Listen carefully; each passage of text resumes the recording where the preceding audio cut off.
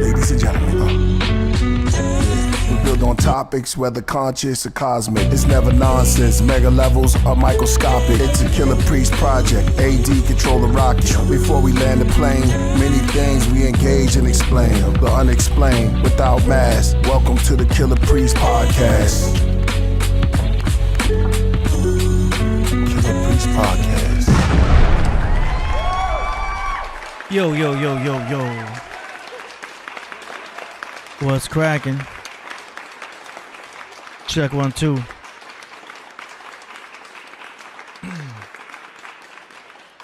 Y'all already know what's going on. It's your boy AD holding it down temporarily on the Killah Priest Podcraft. We're gonna be having Priest joining us on the Zoom today. So if y'all have been here before, y'all know how we do it on that situation there. He's got a lot of stuff going on, and he's gonna be joining us right here very soon. Over here to my my right, your left. What's good, y'all? What's good? Voodoo Child in the house. Damian Wyatt. Crazy, I'm actually washing dishes, bumping Vape Room album. That's what's up. Jody Southworth in the house. Brian Douglas. Hybrid Cypher. What's up, Hybrid Cypher?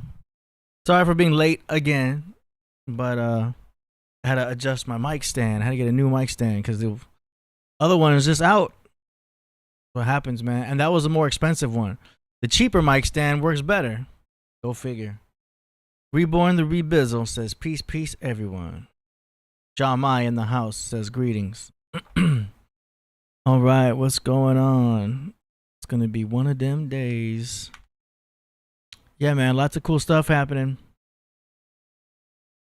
What day is today? It's August. Welcome to August. Yeah, this is we're in the middle of summer right now. We're about to have Priest's birthday coming up soon, which on this show we're going to be celebrating on the 14th. I believe his birthday is on the 16th. But we're going to be celebrating that a couple days early on the 14th. He's going to be joining us in here real soon. So stand by for that. Voodoo Child. Yeah, quality isn't in price, you know what I mean? It's so strange. I had a nice mic stand set up. It's the same one that we had used for Priest when we had the old setup. You know, like the foundation was nicer, had special things for the wires on top. It was a little more pricey. And then I guess there was some kind of pump in there, some hydraulic thing that just decided to it couldn't handle the weight of this mic. And this mic's not even like a fancy mic. It's a basic dynamic mic. So I broke out this old cheap one. That's like the most popular ever since. This kind of stands you would see back in the 80s, man. Do you know what I'm saying? Still works. So I'm gonna have to toss the old one. Crazy. Divine Intelligence says peace. So what's going on, man? So we're gonna freestyle the topics for now, as we always do, until we get Priest on board. So we're just gonna go with the flow. Yeah, you know how we do. Lots of upgrades happening. Let's get right to, once again, what we always do, merchandise. Gonna bring it on screen for y'all. Let's see what works better. Gotta update that front page. All right. Let's go with this one. All right, y'all. So we got these books rocking right now. Killah Priest shop. Let's see what's available. Oh, down to the 3 gemstones. So this one right here that you see on screen is available still. One of a kind. Somebody had commented earlier on the YouTube community about, is this a good book for sketching? Absolutely. And someone else asked if it was good for having a black book. Absolutely. So it's got that authentic paper on the inside. The kind of book you would probably write with a feather pen. But if you are going to use it, this would be where you would have some very important notes if you want to journal something. If you want to write something that you want to pass down, basically write your own Bible. You know what I mean? But that's how good the papyrus is on the inside. And then the outside's got the decor with the 3 gemstones and the latch. All right, let's go back. Next up, brown and green floral. So that's these two. These two come with a key. So those are still available. These are $55 right here. Oh, the gemstones one was $75. All proceeds go directly to Priest and his endeavors. In case y'all wondering. Owl Dreamcatcher's available. Moon Tree, Tree Goddess, and Winged Girl. There's the owl one. Here is the Moon Tree. Tree Goddess and Winged Girl. These all have the latches. So that's the merch that's available right there. You know what I'm saying? Killah Priest shop is active. Abraxas t-shirt still available. Tan. Good time to get them right now. You can wear them in the hot weather. And then you can see the rest of the stuff that's available here. These fans are cool too. These little mini fans. You can sneak them into shows, concerts, whatever you're trying to do, just to stay cool. You know what I'm saying? Okay, that's it for that. Don't forget what y'all know about Xclusive Direct. .com. What's this, AD? Xclusivedirect.com is your direct source into getting some bomb old school merchandise. The basic Wu-Tang shirt. You got some classic OG streetwear Wu-Tang. And this is all official. This is not some cloned, made in China type of merchandise. All these proceeds go to Wu-Tang themselves too. So it's not like this is any kind of bootleg or anything. You got those 2 shirts right there. So check that out for some Wu-Tang gear. You got the Jizza shirt, Liquid Swords. Xclusive Direct. It's with an X. But not only that, you got some hip-hop CDs. I know some of y'all still got CD players. These are good prices. Vinyl. If you want to get that Wu-Tang, Enter the Wu-Tang 36 Chambers yellow vinyl. This is the yellow one. So it's kind of like a limited edition. You'll see it's got the yellow up there. You got Dr. Dre vinyl right there. These are becoming more and more collector's items because they're scarce. They don't keep making these, you know what I'm saying? So collector's editions, get them to play, whatever you want to do. Hit up that shop and buy right there. You can also get some Mobb Deep vinyl and all that up in there. So check that out. They got some jewelry. Hit up the comments at any time. And yeah. So check that out. Xclusive Direct. Right there. So and it's got good shipping rates. This is not gonna take a month for you to get. Like, it's legit, you know what I mean? So check that out. All right. We are back.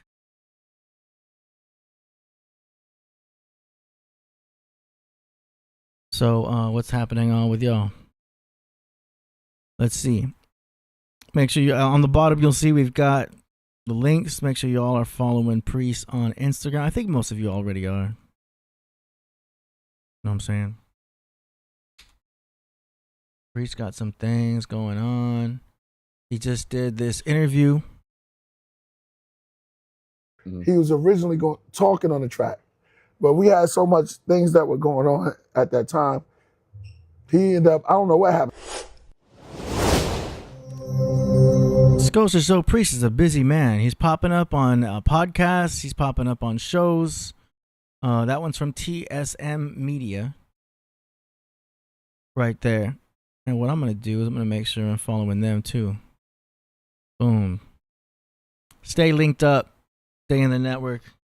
Instagram is still dominating, man, as far as I'm concerned. I know X and Twitter are big out there, but I don't know. There's something about the Instagram that's just a lot faster. Okay, what else we got here? Okay. Who made this flyer? Okay, it goes like that. That's why. Boom.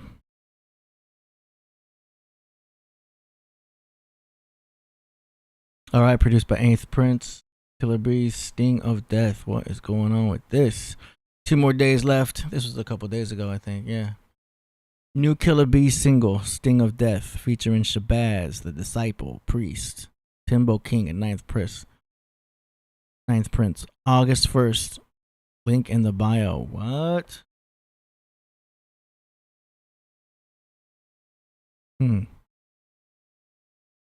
Check out Priest Linktree. Don't haven't already. You can access everything. Alright, I need to ask him about that.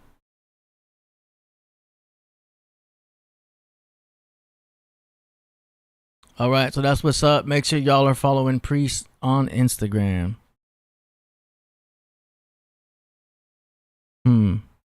I hear you, Solar Facts. You got us the poet in the house. So I'm much more of an IG person. Don't do Facebook. Yeah, Facebook has become the new MySpace, as if like it's for grandma.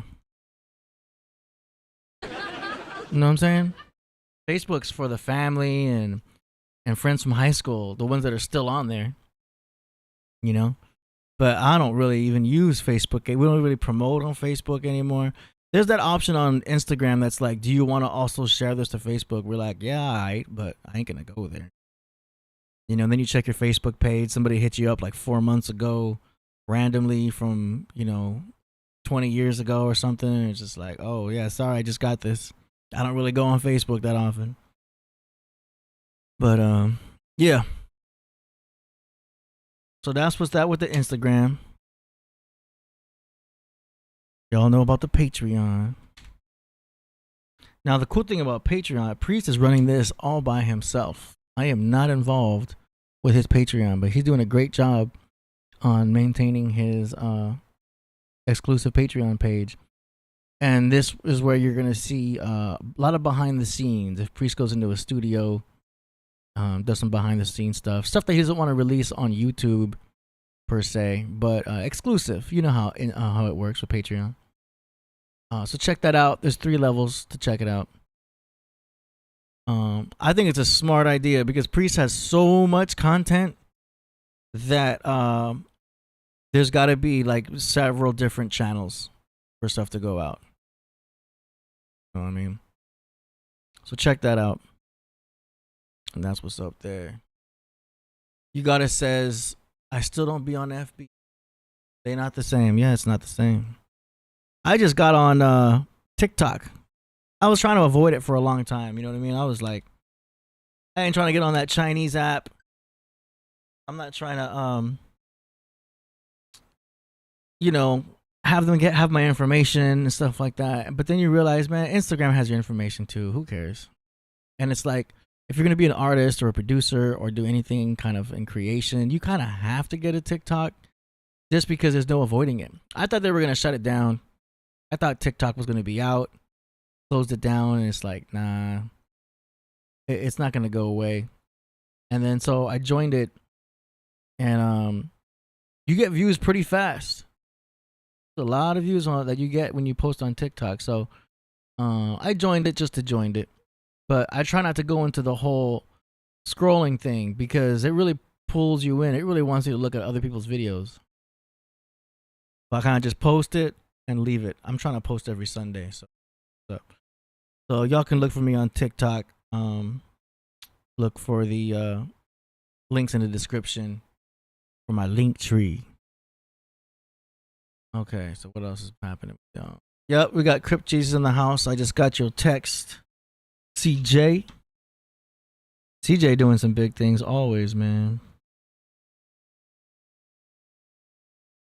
Okay, yeah, I'm waiting for a text back from Priest. I'm sure it's cool with him. It's cool with me. But I just want to check with him first, you know what I mean? He's the executive producer.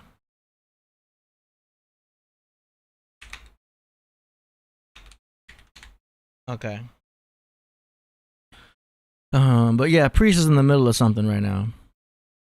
But you know, it's always in good hype, always in good production, creation. It's summertime. What I notice is there's a lot of production that happens in spring and in fall. Summer and winter, for some reason, things seem to slow down. I get it around winter because, you know, it's cold. Everyone's different. Some people produce better in the winter. But I get a lot of things done in the spring and in the fall. Hard to explain. Crip Jesus says, Blue Tang out now on all platforms. Oh, word. Let's see what's up. Let's see what's up.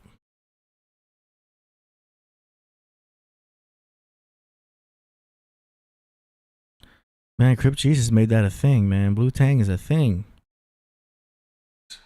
Shout out to Crip Jesus. Oh, I see it. Yep. It's out now. Y'all can check it out.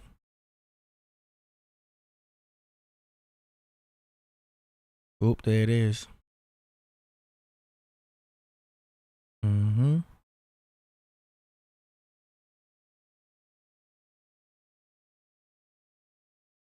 Got the full album right there.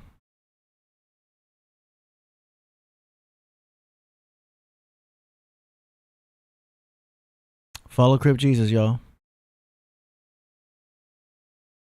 Little artist promotion right there. But, you know,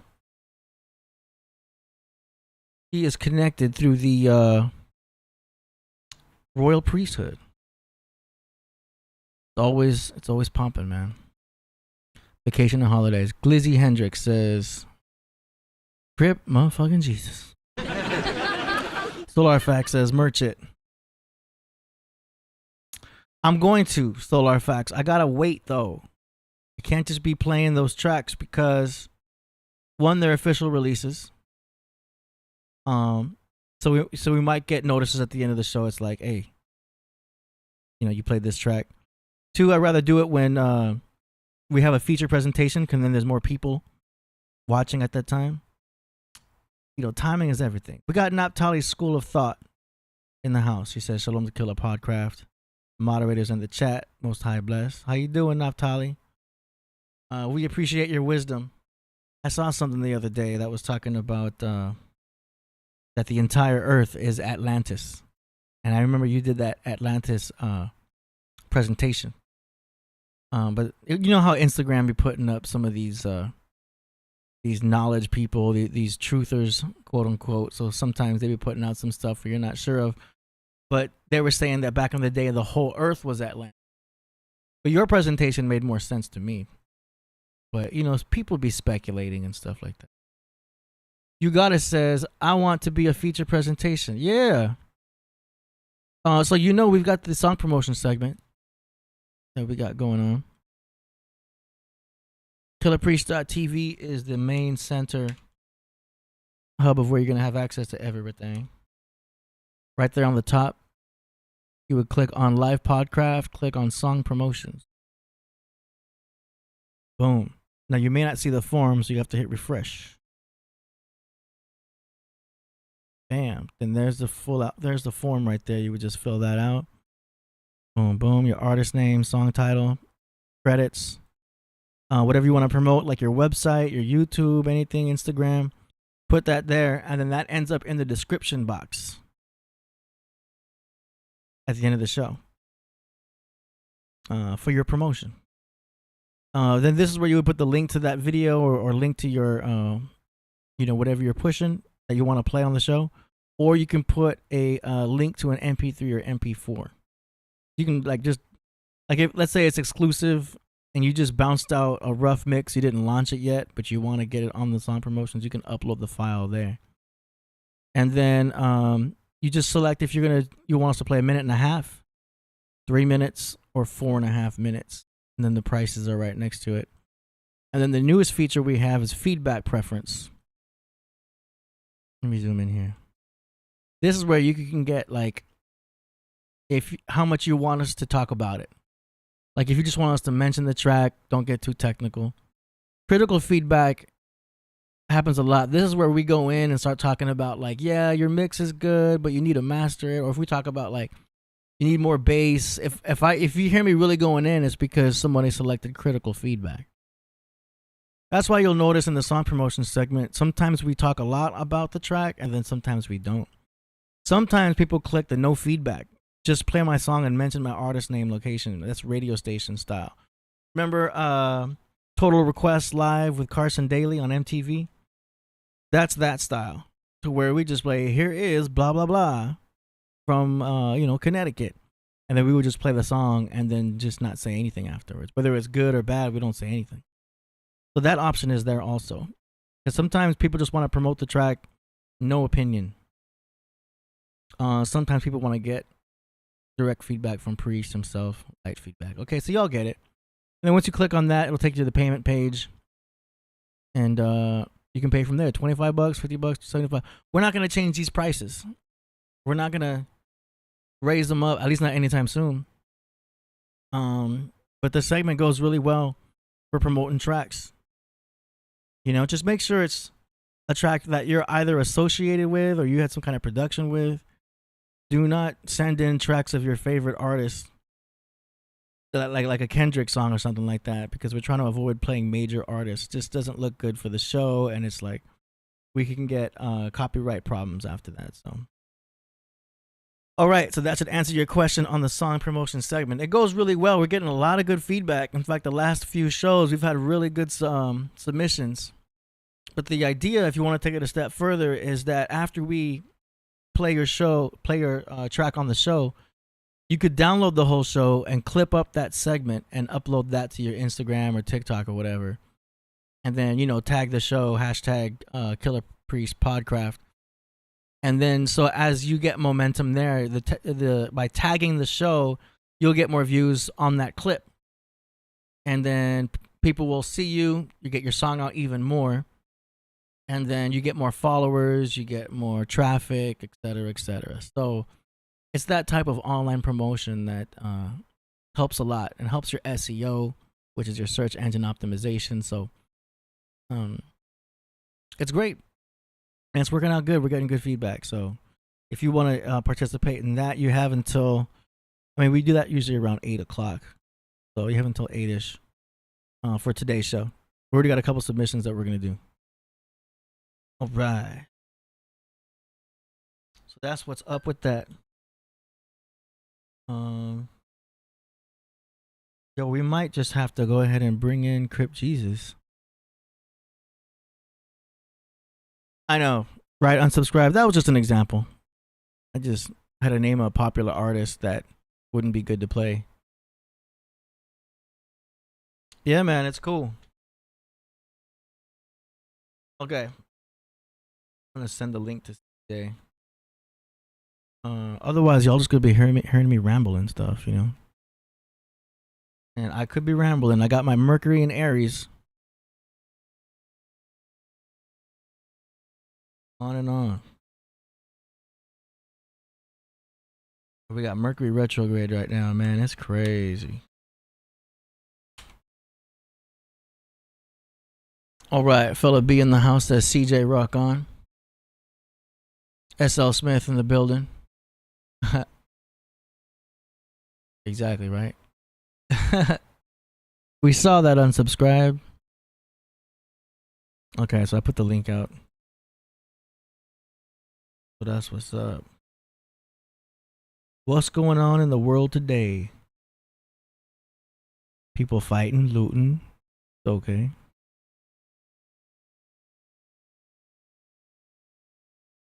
All right. Okay, so he's gonna join in here pretty soon, and then we're gonna take it from there. What else? So last week they were asking, AD, make a beat. And if CJ don't join, I might have to. But what I was trying to do is make that something that I would do on my channel. You know what I mean?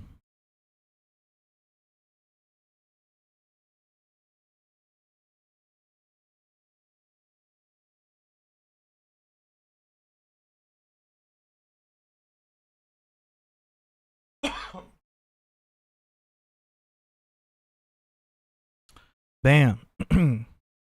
YouTube.com/SoundDaddy. That's my channel. Feel free to join this. Check it out. I'm gonna be posting a lot more soon. I've just been posting videos and music I made. I got beats. I got beats for lease, y'all. If y'all trying to get some beats, they're really just the tracks that I had made that other rappers hadn't picked up. If y'all didn't know, I got a bunch of songs out. I launched a compilation a few years ago called HipHop Compilation. I know it was just basic, but it features some artists that I have produced.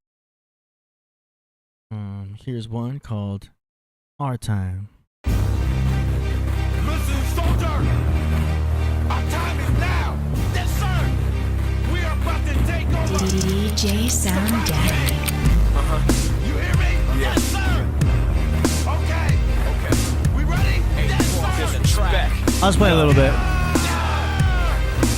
In the battles with myself, my sales lost. Animated video game, my life, I press pause. No luck, cause I put my faith in bucks. If you give me a massage, I still couldn't be touched. Not gorillas, but my squad goes banana. Get 16 off my chest like my name was Joe Montana. Jeans is strong, you know I spit the realest. And I know my bars hot cause I wrote them on a skillet. Just an idea. That was a while ago. I would have mastered that differently nowadays, but you know, these are tracks that I had produced and put out as kind of like a sample, you know. Yeah, big tracks. I like that big epic sound. Let's see, we got a guy named Sneaks Capone. Uh-oh. Hey. Peace. What's going on? Man, I hope am I catching in? It look like it's going a little slow. No, you in. Okay, for sure, man. Hey, did you get that picture I see? I know I be ghetto. I probably sent it to you through Instagram. Maybe. The best thing to do to send to me is like on WhatsApp. Okay, yeah, let me go to WhatsApp then. Because WhatsApp is where I have all the business stuff. But for some reason, when I hit you through WhatsApp, I gotta go. I don't know what it is. Like I can't just hit the. I don't know. It's all good. I got what you saw on Instagram. Okay. Bam. I'm trying to send it to you. Yeah, man, it's going down tomorrow. Okay, so what is this? Give us some context here. I'm gonna put you it's on. The end of the world, man. World War III, man. Oh, word. Bloods versus Crips in the Moorish movement. What? Niggas can't get along nowhere. I don't understand. No,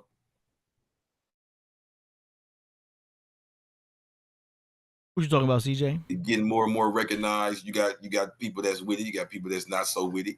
You know what I mean? So I look at it as a good thing because I'm gonna say this. You know, and you know because you in LA with me. You know how many people write books every day and nobody really cares or you barely hear about it, right? So to write about something esoteric and to get it recognized to the point that there's conversation and maybe even debate or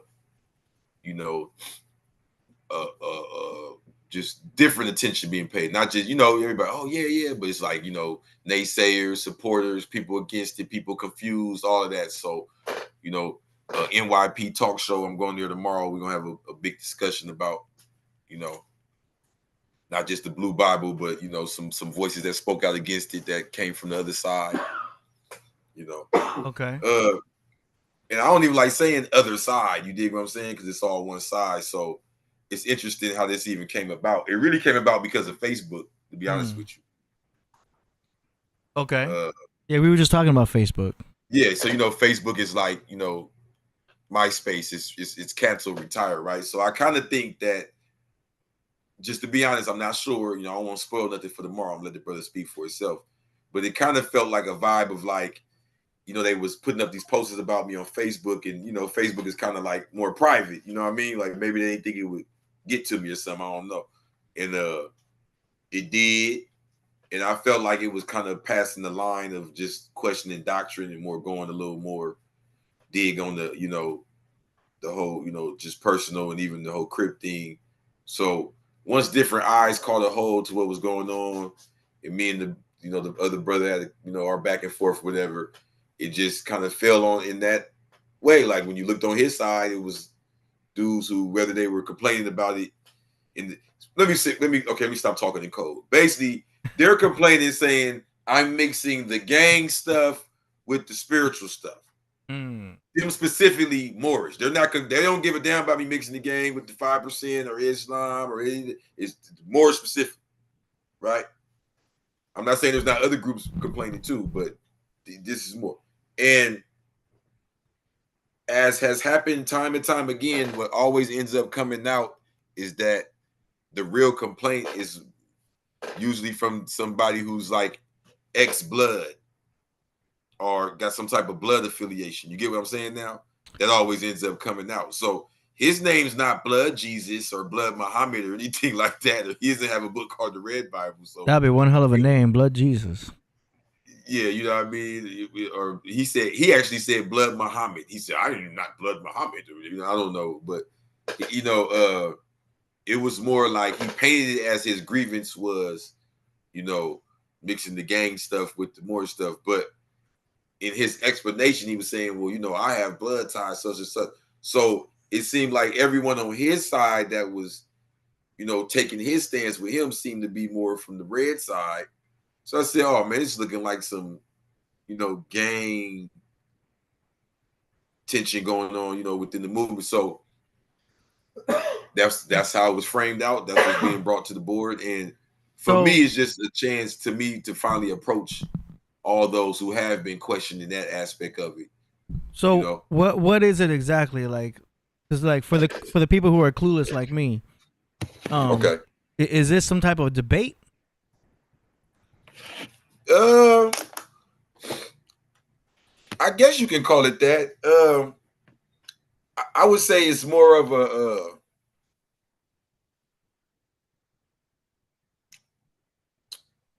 clash of the titans. Okay. The reason I say it is because I know a debate is usually like you got a scholar and another scholar, and we're going to put them up here and they're going to have a debate. That's not what's going on here. You know what I'm saying? Not saying that the other brother's not a scholar, but I'm just saying that's not what this is. It's not like you know what I mean? It's like someone questioned what I had going on.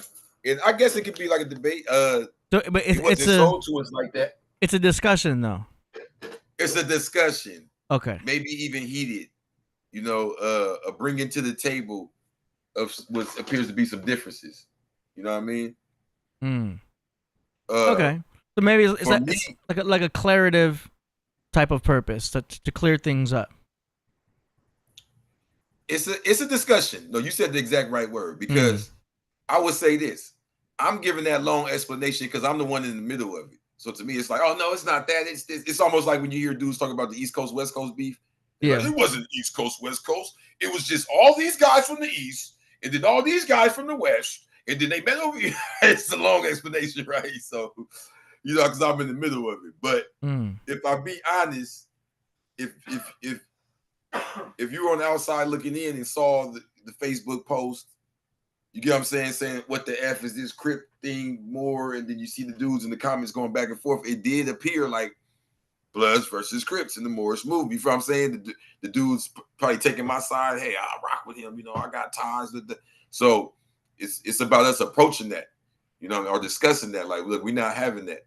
Don't know what I'm saying? Don't you feel like the whole like dynamic of the culture of gangism, I guess, is kind of tribalism? Don't you think that kind of like died down a little bit as the internet became more popular and everybody became online? Because it made more sense back in the day when there was no internet and people were claiming their territory. Yeah. You know what I mean? And then as the internet came on, the social media kind of brought everyone together into this, intranet, online world that kind of made your neighborhood probably not as important, because now you got people from France and Canada, and you know what I mean? Do you think it kind of like mellowed out? Did it mellow out? I'm so glad you asked that. That's a very important question. I'm so glad. That's a real good question. So this is how I look at that. Did the internet erase or no, not so much erase, but did the internet make tribalism lose value because the world's so much smaller now? Is that what you're saying? Exactly. Okay, I would say to that, no. Mm. I would say actually it's more exclusive now. Hear me out. I'm Crip Jesus, right? Yeah.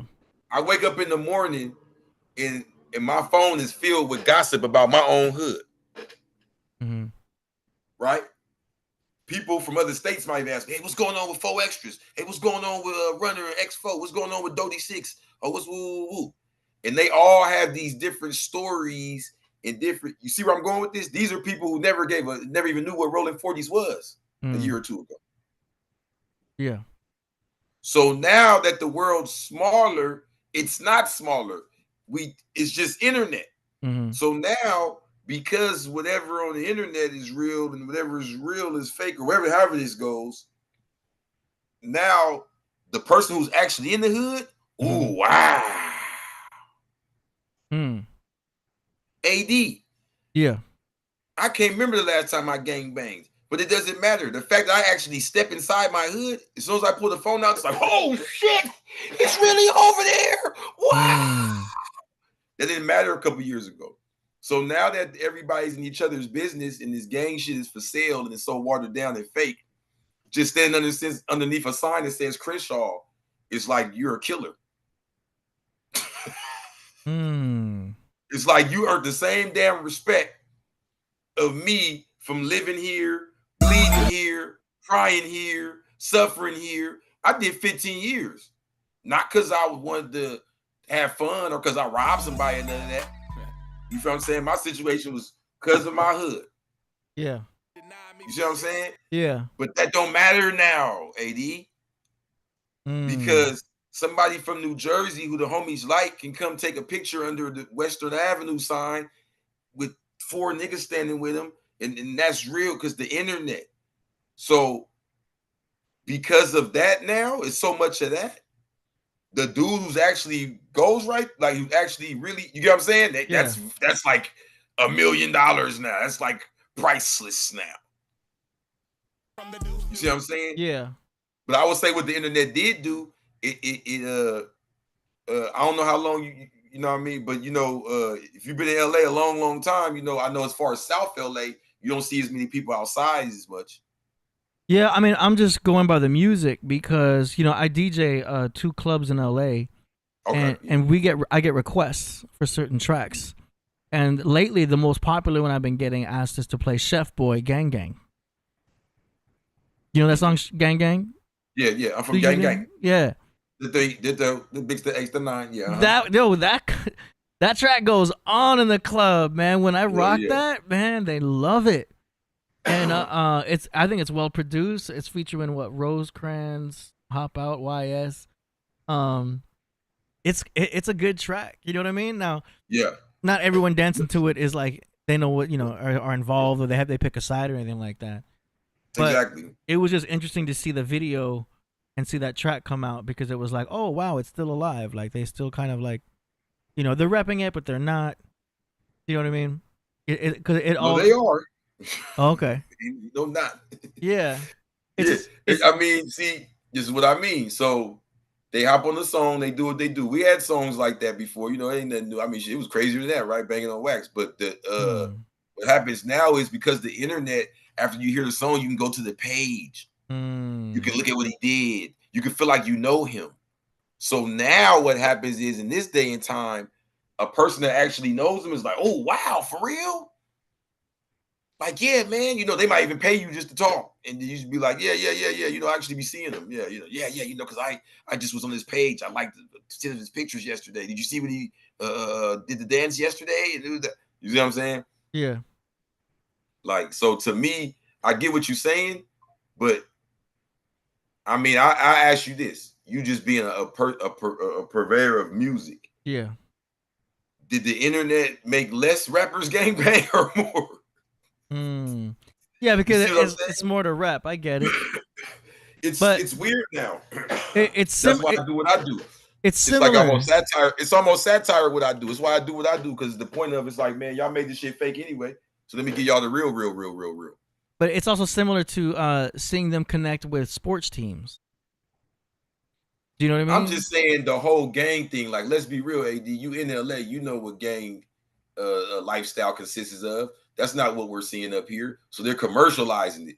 So it's like, I get what you're saying in a sense. Is you would think it would water you would think the internet would make it less necessary because everybody's together now, even the Bloods and the Crips and everybody. But for whatever reason, it seems to be being sold more and more and more and more. Now it's R&B dancers on reality shows going, ooh, hey, Pyro, and like all this weird shit.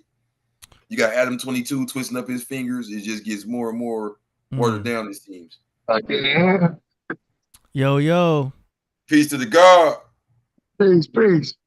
I'm over here at Persian Square with Cameo. I'm about to put them on for y'all. What? Also with Evelyn Champagne. She killed it. Are you serious? Yes. Oh, man. Yeah. Oh, Mary J. Girls. What, the Persian Square? Yo. Can't believe I'm missing this. That's automatic crazy. on fire right here. I just got back from New York. I want to say, yo, AD and Crip Jesus, y'all doing a phenomenal job. Keep it going. I'm right here. I'm like, yo. You got me ready to get off the line and go up the street to Persian Square. I'm about 5 minutes away. You better come down here. I can't Persian leave the Square, show. baby. You hear that? Once you hear high voices, I saw, you know Electric Slide about to break out in a minute. Oh, man, I'm missing everything. Roll up, man. This is depressing. What? Where is this at? Yo, there's like 6 or 7 Electric Slides about to break out. Tell you, it's that type of party.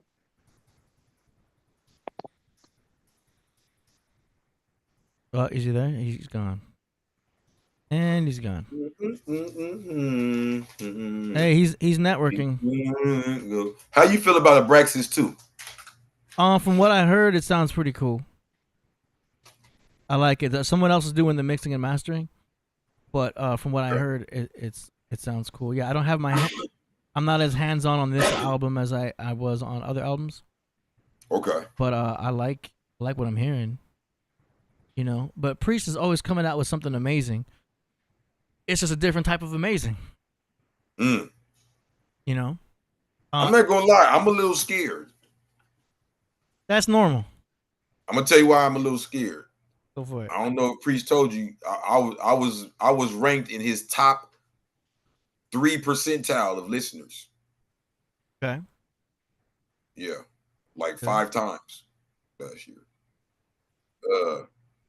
Meaning, don't nobody get me stuck like him. So I'm a little scared. You know what I'm saying? Yeah. Wing People 3. Yeah, bro.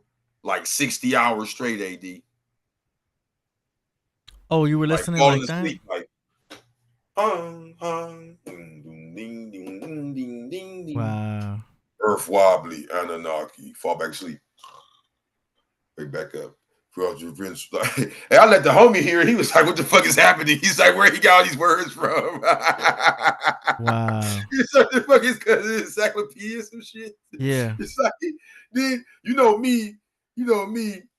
Well, we getting to know each other, but I'm like a rapper type dude. Like, I can get nerdy with it. So I might want to, if I like your song enough, I might want to memorize it. Man, you can't memorize this shit. Abraxas was like, yeah, my brain, I got to get my brain back. Like, Abraxas even made me a little insecure. I said, how is he so smart? Yo, he be crown loading, man. Priest is able to channel. So I said, what's this next album for to do? Have me in the room for a week or some shit? I don't want to do it. I'm scared. I don't want to do it. Leave me alone, Priest. Don't do it. No, it could be. I'm not trying to be high off mushrooms, naked, running through the woods and shit. The earth is wobbly. Abraxas too. I'm not trying to do all that. I might have to get ready for this one. Yeah, it's a lot. It could that be. Last album twisted me up.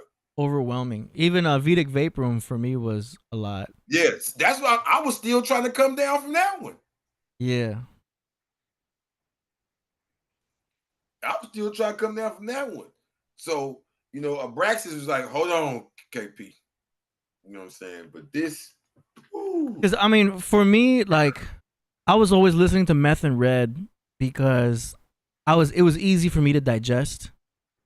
It was easy for me to relate to because I was smoking mad weed back then, and I liked the silly tracks.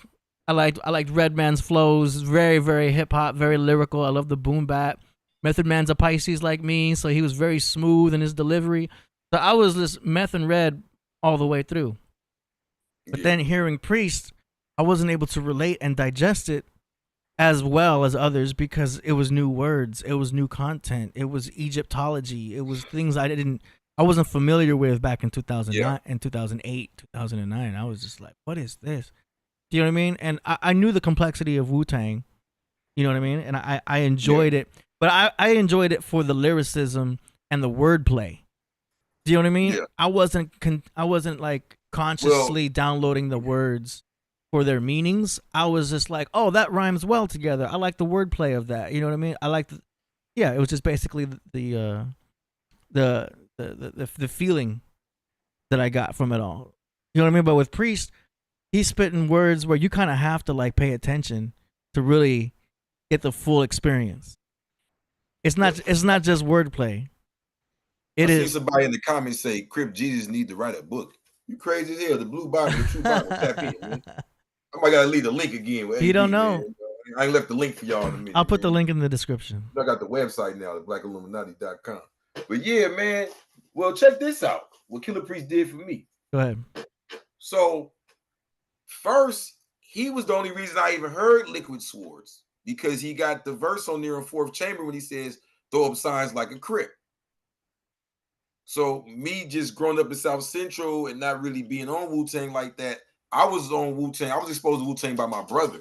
My brother born 77. He real hip-hop. He DJ, house music, cardboard on the floor, markers, all that. So spray paint, all that. You know what I'm saying? So he get locked up, leave me the purple tape type shit. Like, you feel me? Yeah. So, you know, Wu-Tang was one thing. You know, being on the West Coast, young, gangster rap era. But GZA, that's going too far. So, you know what I'm saying? So it's like, I got exposed to GZA because of that song. It made me want to go listen to Liquid Swords. Then, Sons of Man, because they had that joint with ODB. When they was, and they on front, remember, they was trying to sound like Ghetto Superstar. Let's just be real. Shining Star joint with ODB. Yeah. So, that caught my attention, just on some mainstream, you know, messing with Wyclef and them type, you know what I'm saying? Bam. Go get Sons of Man. I'm off for 60-second assassin, Power to Go Son, you know what I mean? The guy, KP, all that. Bam. So I wasn't even like, I think I was just like heavy mental and all that. I was so already back in the gangster rap, P. Diddy, all that and that. So it was like, I think the other Sons of Man, what's the other joint he had?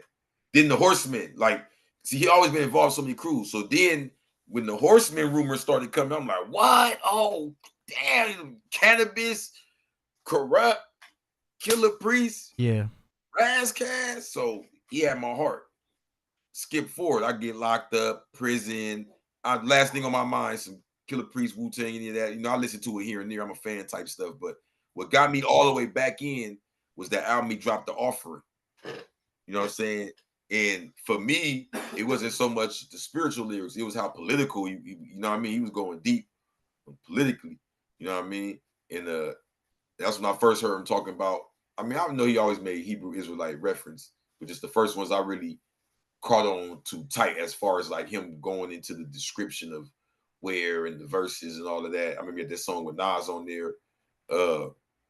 And for me, the song that hit me the coldest off that, The Offering, that was like a song I would listen to over and over. It put me in a trance. I would just go somewhere else. It's like I wasn't even in jail no more. Was that Ghetto Jesus. I really feel like that Ghetto Jesus was like the foundation for what will be Crip Jesus now. You know what I'm saying? Because it's like, oh, wow, you were inspired by it. Yeah, because Ghetto Jesus, he's not describing like you know, like a great, peaceful, good dude that's Jesus. He's not even describing who I ended up being. He's describing who I was at first when I took on the name Crip Jesus. A real G. And put it like this: when I was listening to that album, I'm in there big working out, big studying. Like I'm this is the first So yeah, he was part of that foundation of what will be, what I am today for sure. And I say all that to say, in my personal opinion, you can hear his evolution. You know what I mean? Yeah. It's like to me, KP content is like a class. You know what I mean? Like you can start off with his earlier works and work your way up. And I'm gonna be real. I was thinking about that, like going through his albums and picking up songs and kind of like getting the lyrics for him and just going through them with my audience and all that. Cause it's crazy, bro. Yeah. It's interesting. Mm-hmm. Ghetto Jesus. With they liquor bottles, bullets with tips that's hollow, silence that fit the nozzles, banana clip that follow, a gun aficionado, the last of pistols novels. Ghetto Jesus. Let us all pray, Jesus. Let us all pray, our Father. No, on the street. You see, in Ghetto Jesus, right? Yeah. It's not even a lesson being taught. Like, this is why you should be. No. It's straight raw, like how the hood is, right? Sometimes it just ends sad, right? It's the streets. But it still had that divine, holy feeling as far as like the strength of it. Not so much like it's clean. Nah, the streets ain't clean. It's powerful though. You know what I'm saying? And right across the hall, two cats he sold his crack with, along with Pistol Paul.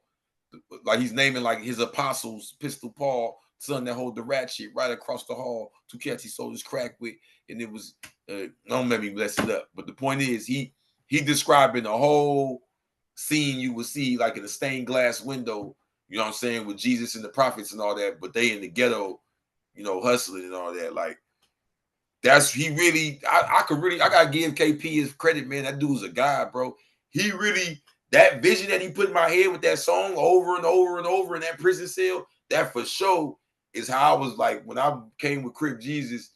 It was like, damn, nigga, I'm learning from your shit, but it don't seem like you preachy or trying to teach me like that. You know what I mean? Like I feel like I got that from that song. Yeah. And I don't even think I realized that until I met KP. It was like, damn. You know what I mean? Like yeah, you start to realize where some of your influences came from. It's the storytelling. Exactly. Back then when I was helping him, I think he was doing this at the same time when he was at my studio. We went to go eat, and this was in Irvine. I don't know if you know about Irvine, California, but Irvine it was like a brand new area. It's like not a very diverse area. You know what I'm saying? But we went to this like random Mexican spot, and he got recognized. Yeah. And I had never seen like, you know, like a fan approach him like that, you know what I mean? And they were all like, "What are you doing out here? Like, what are you doing in Irvine? Like, what?" And so, you know, I think they got an autograph from Priest and everything, but they said what's up and everything. But it was just such a most random thing to see him. You know what I like about it was a big Priest? Fan too. The guy was really happy to meet him. This is what I like about Priest. It's not even really about him. It's like his art is even bigger than him, because it's like I can go to somebody right now who even though they know all about Wu-Tang, even though he one of the biggest, they probably know his songs. You get what I'm saying? Mm-hmm. But because he's been involved in so much and he's so high level with the food that he got, right? I can go to somebody who's like just a junk food lover. Be like, Killah Priest, I'm like, come here. I didn't do this before. Even with women, like, come here. Light some sage or something, cut the lights off and all that, and play them some certain ones he got where they ain't even like the whole, where it's like, yeah, or something, and they be looking like this. Hey, they be like, some shit like this exists. It's like, who made it? Yeah, they be frozen. They be like, this can't be real. Mm-hmm. You're like, man, that nigga is like a god, bro. Mm-hmm. That shit is crazy, homie. He got a whole frequency to himself. Yeah. Well, my favorite project that I worked with him on was Lord's Son, because like I'm trying to be a composer, you know what I'm saying, for movies, but I like big, I like epic, I like dark stuff, you know what I mean. So when he put Lord's Son out, I had the opportunity to mix and master it. I was like, oh, I need to make this sound big, because the beats by themselves were like not even in stereo, they were kind of just mono, but they sounded like they could be so much bigger, you know what I mean. So I'm like trying not to overdo it, but I added some reverb, double them up, expanded them, added chorus effect, and then I had to make Priest sound like godlike. So I'm like messing with all these plugins, trying not to overdo it. You know what I mean? That was the biggest thing. I don't want to add too much reverb. But once I finally figured it out, man, I was able to expand his voice and make him sound godlike on Lord's Son. I'm gonna get a plaque for that album for him and I to put up, because that album was nice. But when you listen to it on the headphones, it sounded big, and I wish I could show people the before and afters. Hey, you know I'll be in the comments. I seen Solar Facts put Priest been in California for a long ass time. I'm guessing since the early 2000s. Why did he leave NYC? I want to correct you with something there. You might assume he left NYC because it was announced. But if I'm not mistaken, and correct me if I'm wrong, AD, because you're probably more knowledgeable on this. I'm going to say it and I'm going to ask you to verify if it's true or not. When Wu-Tang got signed to Loud, wasn't Loud in LA? I don't know that information. Yeah, Loud was in California, I believe. I believe Loud was Cali based when they even signed Wu-Tang. So they you know what I mean? They've been coming out here for a long time. When he formed that group Horseman, it wasn't because they just bumped into each other or somebody called them and said, "Hey, I got an ideal." These relationships he had. KP been out here on the West Coast for a minute. Y'all be surprised, man. Don't sleep. Like, he don't move around Cali so comfortable like that for no reason. Yeah. You know what I mean? He been out here even before the 2000s. But he's moving around all the time though, like traveling here, traveling there. You know what I mean? That might be when he like moved type, you know what I'm saying? Yeah. But I mean, you know what I learned from going back since I met him in person and really got to know him and look at and be like really listening to everything. You can see his journey through his discography. Because when he wasn't directly under Resin anymore, and he comes like fully West, you know, that's the Priesthood album. It makes sense. You know what I'm saying? That's from Priest to Priesthood. You dig what I'm saying? Now he's creating his clan and his legacy, Priesthood. You feel what I'm saying? Yeah. Then after that, you see the albums take on a life of their own. He goes into a whole nother dimension. So, you know, he been dealing with, you know, Wu-Tang period, been dealing with both coasts really since they kind of started, if you know the truth. Yeah. No, I got them on screen right now. There's that Lord's Son one right there. Everyone's got their favorite. Yeah. You know, it's so many. I told him he should launch a song every week, but if he did that, he'd be launching songs forever. You know what I mean? Like he has to put out albums because there's so much, and he writes fast. You know, everyone still talks about Planet of the Gods. That because man, listen, Planet of the Gods. I listen to that so much. It's like crazy. It's crazy. That's the one I wanted to write down. The whole thing and just go through it. But it's just been so overwhelming. Every time yeah. But bro, that album right there, that's the one that trips me out. It's like, huh? That album right there is like spaceship, teleport, different dimension, astral project, everything all in one. Yeah. Mushrooms with the pipe, with the ayahuasca and the ashwagandha. You dig what I'm saying? All in one. It's even if you ain't high, that album make you high. That album is a controlled substance. Okay. Wow. That for real, bro. That Planet of the Gods is different. Especially if you into that type of information. To hear them put it together like that. Yeah. Man, bro. Let me get the track listing. That right there is different right there. And what's crazy about it to me is that the whole album is like that. Yeah. It's not like, you know, it's Planet of the Gods, got a few songs that kind of deal with that. that theme. No, the whole album is just describing all these different, dealing with this element in this story.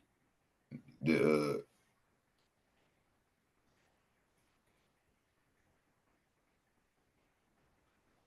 creation of hold on. It's a lot. It's inspiring. Gods of Eden. Oh my God. Gods of Eden. Crazy. Creation of a Black Marvel super god. Super crazy. Starship Planet. Yeah. What's another one I'd be super off? Someone in the chat said Rocket to Nebula is a classic album. That's the one that caught Flea's attention. Flea from the Red Hot Chili Peppers. Because Flea was already a fan.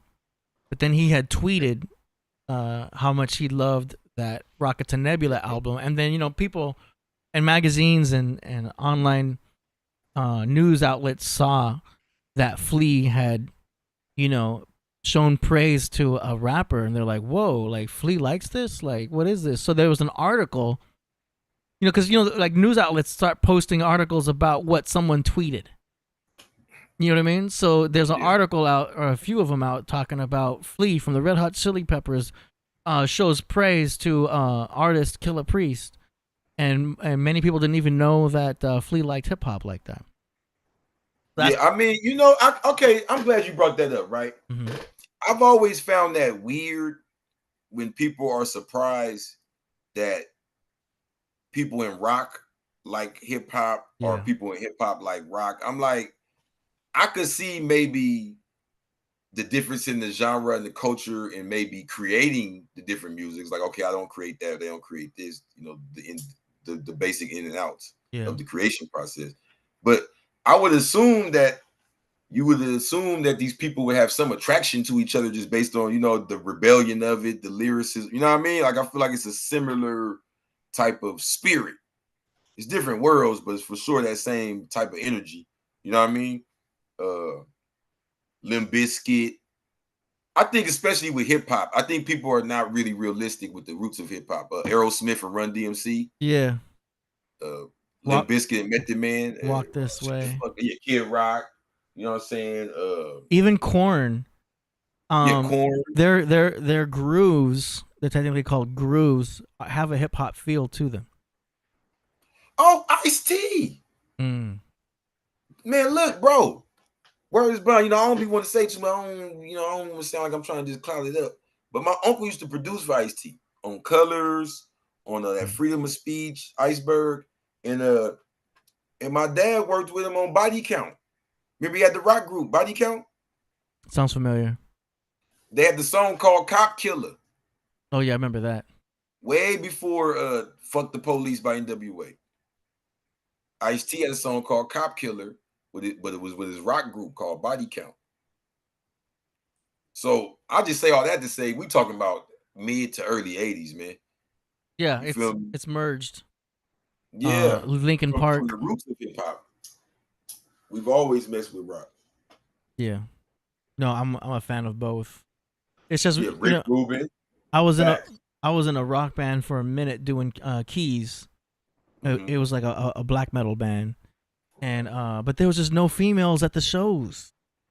I mean, we were playing complex stuff. It was like Mozart metal. Do you know what I mean? It was very complex. It was advanced. It wasn't some cheap stuff. It was crazy and it was good. But I was at an age, you know what I mean? This is back in 2005 where I was like, man, where the girls at? You know what I'm saying? So I was like, I'm gonna switch to hip hop. So I started a hit like a Beastie Boys type group. Do you know what I mean? Beastie Boys? Yeah, I started a group like that with some roadies from the Cottonmouth Kings. I took their roadies and made a band out of them, and then we ended up opening for the Cottonmouth Kings. And that was fun, but it was like I just had to like, do like hip hop. So I started that Beastie Boys group. Yeah. Our first show at the Sun Theater in Orange County, females everywhere. And they were already buying our merch before they even heard us, because they heard about us. They're like, oh, this is the new group. It's called the Hit Squad. You know, we spelled it with a K. And I was like, okay, now we're talking. Here's some females out here. You know what I mean? And then we had a good time, and it was some basic lyrics. I was trying to, and I wanted to be basic on purpose. I was trying to replicate a Beastie Boys style, simple sing along party band. Yep. That was not too complex. Do you know what I mean? And it was a success. It was good. We opened up for Bubba Sparks and Juvenile and stuff. It was fun. And then that's how I met Priest. Was through a common promoter. Yeah. He's like, hey, I know you're doing Hit Squad, but I got Killah Priest here. He needs a studio. I'm like, bring him on in. And then I slowly started neglecting my other band. I'm like, bro, I'm working with Priest. Like, this Beastie Boy project was fun and everything, but like I'm trying to work with Priest right now. So that's what happened to that group. But if it wasn't for me doing that, I wouldn't be here. So I'm happy I even attempted that. Oh, hell yeah. But look, I was sitting here. Look at this little list. Pharrell, remember with Nerd? Yeah, NERD. Rock. Lil Wayne, remember he had the rock album? I think he did 2 of them. MGK. Yeah, he's still putting stuff out. Jay-Z and Linkin Park. Do you remember the Jay-Z and Linkin Park album? That was actually big. Did he do a whole album? I know for sure he had that song. Remember when he remixed that song with him and Biggie and then made the rock version? Danny Brown was kind of like a rock type vibe to him.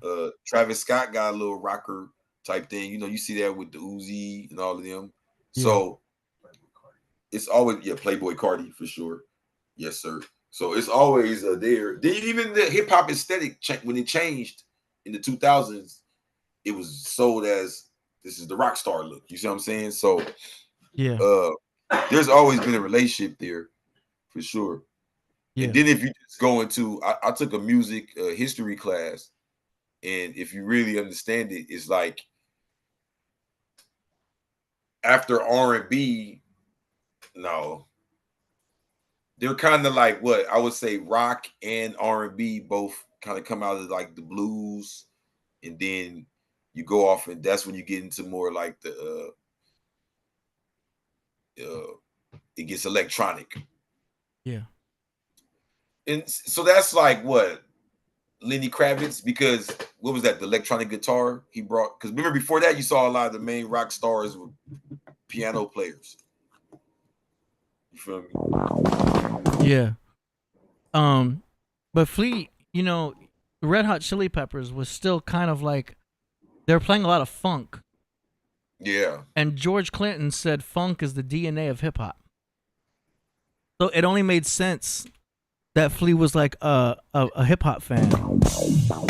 Yeah, I would go far as to say the funk like kind of is hip hop, like it's just earlier version.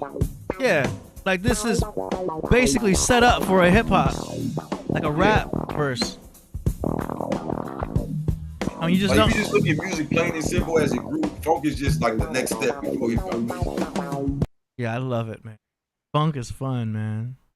Even when you look at the tempos that they choose, the way that it's formulated, you know what I mean? It's for sure like the father of hip hop, James Brown. You know what I'm saying? We got to do some live stuff, man. We got to go into a rehearsal studio. I don't care if I'm playing drums or keys or bass, but we got to bring that live sound in because you know. And Priest has done it before, I think, with some bands and stuff. But like, it's good to put on like a track and then have live drums on top of it. You know what I mean? Like the drummer can just wear the headphones, play along to the track. It adds so much of a new live feel. That's what makes Pharrell's beat so like out of here. You know what I mean? Yeah. They're gonna always get that drummer to play on top of it for sure. Yeah. Who else is like that? That live feel, man. In hip hop. I miss the live shows. I would say Kanye does it, but he doesn't. It's not like a rule for him. He doesn't have to do it. You know what I mean? Yeah. With Pharrell, it's damn near like 8% of the time you're going to get that drummer on top of it too. You see, he might get into it grinding. You know what I mean? Where it's just all the machine. Yeah, you usually see it if you watch them perform live on like Saturday Night Live. You know, True. an artist who normally you've only heard of their studio session, but then they go live on Saturday Night Live or some type of, you know, back then it was Jay Leno and stuff like that. And then it was like, oh, now we're hearing the track with some musicians in the background, you know? Like, that's kind of what made the Roots so damn good, too, is because, like, those are real musicians. Those are all... the Roots, bro. Those are... those are called session players. They could play anything. At any time. Yeah, they opened my mind. Like when they came out, because I was like young, you know, and my father, he was like engineer, right? Mm-hmm. So he know how to play the bass, he know how to play the key, you know what I mean? He know how to, you know, synthesize, you know, simulate other, you know, sounds. Mm-hmm. So I've been in sessions, you know, outside of the whole hip hop thing, you know, where they're putting together a rock song or R&B song, where you're sitting here, you know, singing the same line 1,000 times, or trying to get this riff right, or trying to get this bass line, or watching them do it live, you know what I mean? So I have an appreciation for that. So for me, I don't know what group came before them that did that, but I hadn't heard that before them. I was like, what the hell this is beautiful. You know, yeah, because I used to listen to D'Angelo and all that with my pops and them. So to hear them bring that type of vibe and still have it as hip hop and then rapping over it, especially coming out of Philly, spitting like that, that was appreciated. Only thing I didn't like about the Roots was I feel like they didn't have enough material. What was it, like a couple albums or something like? Yeah, maybe. I mean, it just depends on what they chose to perform. You know what I mean? Sometimes. Oh no! When they perform, they can perform forever. Yeah, they're like real performers. They're like how I am. Like I don't even got to perform my catalog. I could, like, if I'm, especially if we vibing and we own, like how they, we own. We got all my group here. We saxophone. And, see, that's what I like about them. They can freestyle. They can remember. You know, Jimmy Fallon might tell a joke or something. They do. Yeah. Get up out the way. You know, they real performers. You know what I'm saying? Yeah. That's what I'm saying. By session players, you could just name a song, and then within seconds they're starting the whole song. They can improv too. Improv, all that. Yeah, I love that stuff. But once you know the grid of music, you're there. But see, what made that so beautiful was it incorporated everything. Yeah. Because that's like your actor skills, timing, and all that as well. You know what I mean? Your comedic skills. Like if he says something and he don't have time to say, hey, do it like this and make it funny. Like, you know what I mean? You got to be on it. Like, as soon as he says it, boom, boom, doo, doo. You know, everything, of course, is rehearsed, but, you know, every little detail is not rehearsed. But you know, when that's what makes somebody a master of ceremonies, an MC. Yeah. That's what MC comes in, because they become the master of ceremonies, and they know how to. The Priest is a real MC, too, for that, because you could drop him in any situation, give him the mic, and then he'll make the whole situation work. Yeah. Like, especially with the podcast. Like, you see him here doing the podcast. Like, he's technically just freestyling all of that. You know what I mean? No one's telling Priest what to do on the pod. I don't give him any notes. I just say, you know, don't forget to say the website, but then he already does it by himself now. So it's like, you know, it's just a natural with it. You know? Yeah, I mean, see, Priest shocks me with that too. Like, because I mean, it's just so many hours and hours and hours. And that takes a certain skill to not be boring, to not be repetitive, to not, you know, to always have fresh topics and ideals and, you know, vibe. Yeah. I mean, a rotation of a guest. Mm-hmm. For sure, it's not just as simple as a lot of people think. You know, now you step outside, everybody, their mama, man, we about to start a podcast. Hell yeah, I'm about to start a podcast too. Yeah. I'm start a podcast with my auntie. We're gonna talk about drinking milk. Yeah. Everybody gonna watch it. Yeah. You know, but it's for sure value these days and times. When you have a catalog that big, it's interesting to see what songs are chosen to go live with. Because people will watch a show for the first time, seeing Priest. They only know a couple tracks. But when you see what songs are selected for live, you start to see and hear all the tracks that you haven't even heard yet. Like, I didn't even know about this track. What song is this? You can't Shazam it right there because it's live. And it's like, you got a lot of songs. But the artist gets to choose, you know, what songs they want to sing live and perform live, because they know that their hardcore fans are going to be wanting that. So it's interesting to check out what that is. Have you ever seen Michael Jackson's Las Vegas performance, like the tribute to Michael Jackson that they have in Vegas? No. Oh my gosh, it's like a bunch of Michael Jacksons on stage, right? There's always one that's a really good one. Yeah. But they're playing tracks I never even heard. You would think you're just gonna go there and hear Billie Jean, you're gonna hear Smooth Criminal, you're gonna hear certain tracks from the Bad. No, they played Michael Jackson songs I never even heard of before. I'm like, what is this? They were all fire. But like, it just made me realize, man, you don't know how big someone's catalog is. Yeah. You know what I mean? Until you really, really look into it. And it was like, wow. And there's people that, hardcore fans in the audience, that were jamming to some tracks. But when I saw that Michael Jackson tribute live, I think it's still there in Vegas. You can still see it. They play a lot of songs that are not the popular ones. You're not going to hear what you think you're going to hear. Do you know what I mean? So it's like, and a lot of the best stuff isn't even popular. And that's for a big artist like Michael Jackson. It was such a well done show. I think everyone should see it if they go to Vegas, see the Michael Jackson show. But you're going to hear some tracks you never heard. That's crazy. Yeah, man. The same thing with Priest. You know what I mean? He's got, to this day, there's tracks he's done I haven't heard yet. It can be a challenge to go back and back listen. Yeah, Priest got way more tracks than Michael Jackson, though. There's a lot, too, and Michael Jackson has a lot of songs. You know who else has a lot of songs is Elvis Presley. I have to bring it up because he made a lot of music that people haven't heard. I'm about to ask AI. Me too.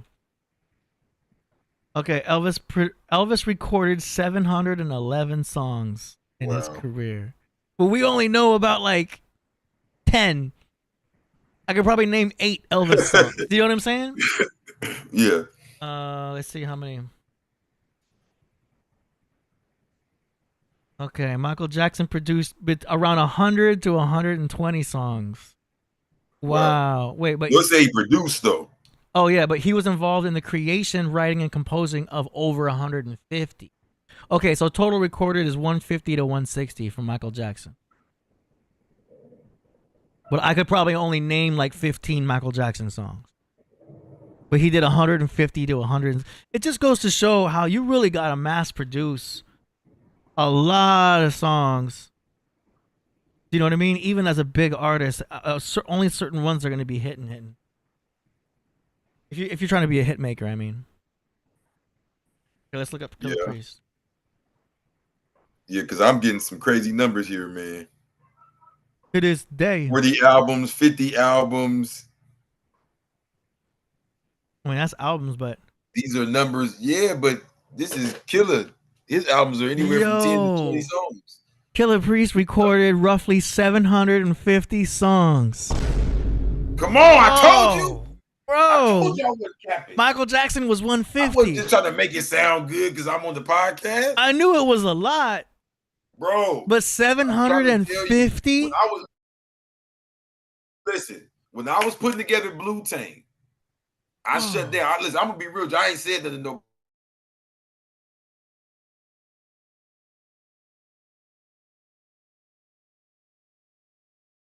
We're on Zoom lock.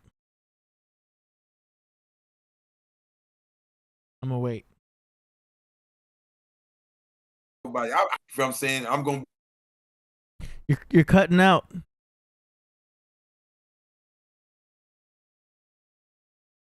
Why is it cut? A real representative is.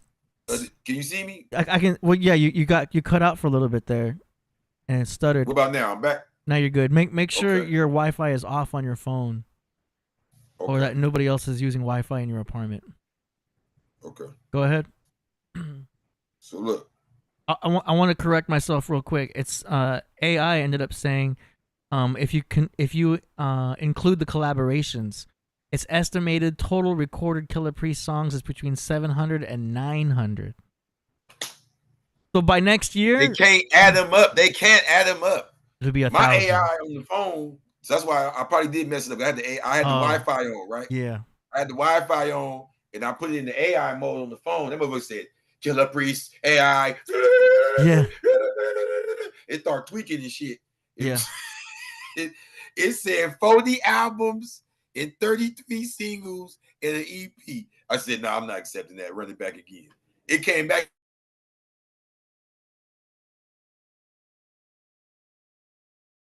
I said 50, then it crashed. That's a lot, man. 700 and 900. All right, let's check Tupac.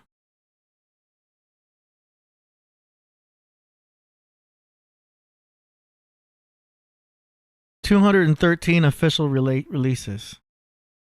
He had a lot of bangers though.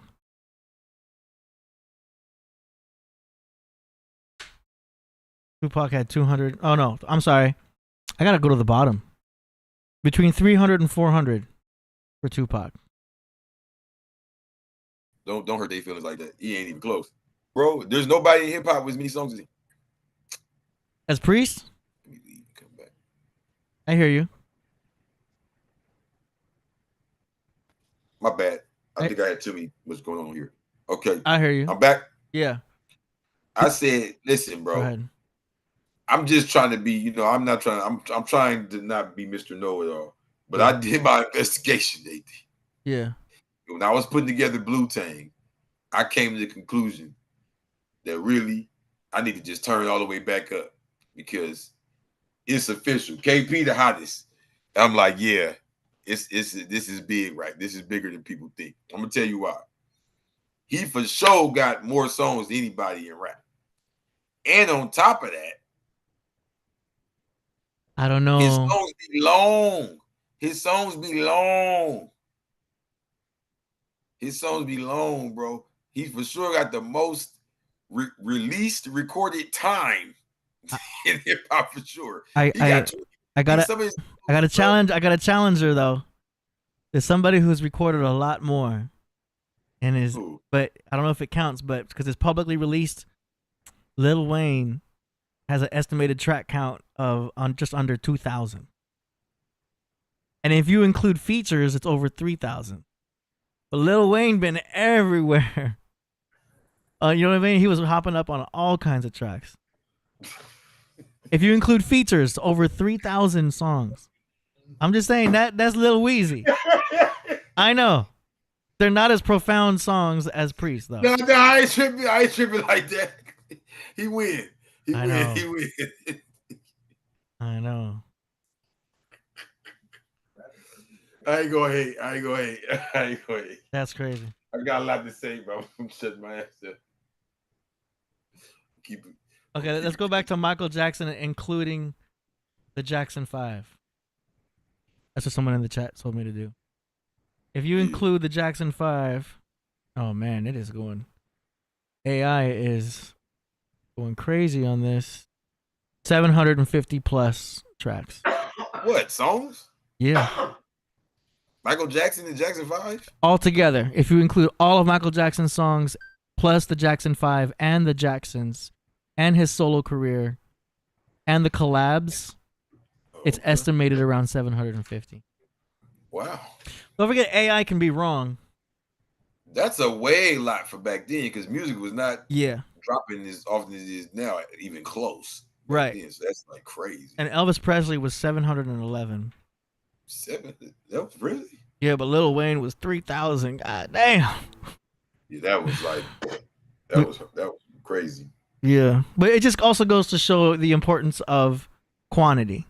Because yes, quality over quantity, of course. But in this game, you want to be doing as much as possible. Period. You know?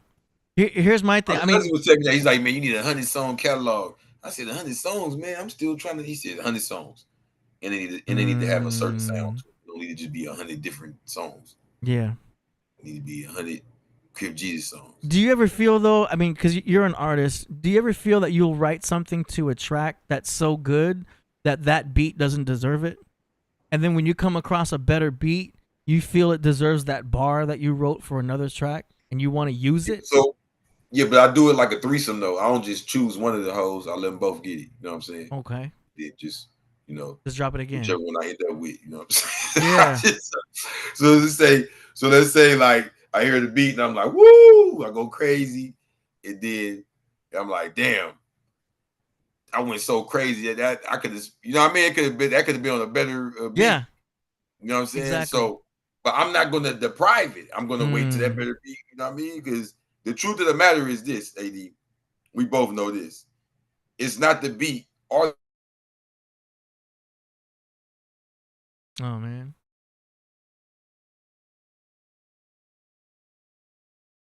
Cutting out.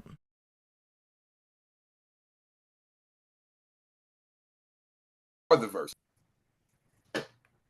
You there? It cut you out when it said it's not the beat or the verse.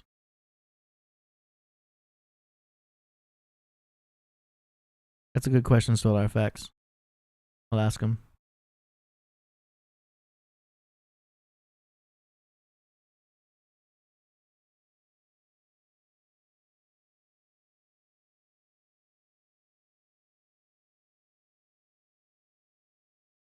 Man, this is an interesting. There we go. You back, loud and clear. So, TJ, can you hear us? Can you hear me? Can you hear me? I can hear you now. Yeah, it cut you off where you said it's not the. I can't hear you for some reason. Can't hear me. Hold on. Microphone check. 1 2 1 tizzle. Yo yo yo. Can you hear me now?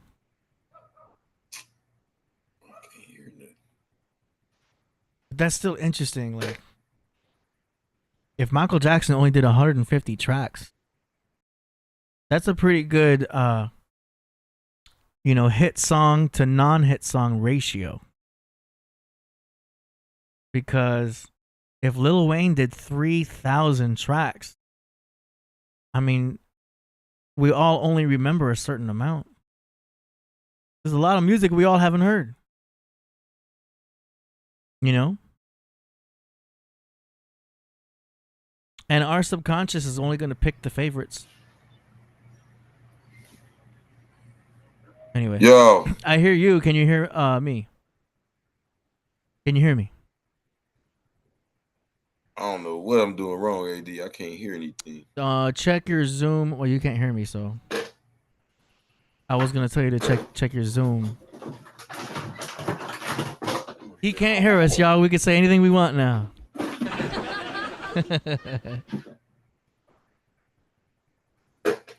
Yeah, Brian Douglas, 150 is like 10 albums. All right, let me tell CJ to check his Zoom settings. Mm-hmm. Mercury retrograde. Of course, you knew I was going to say that.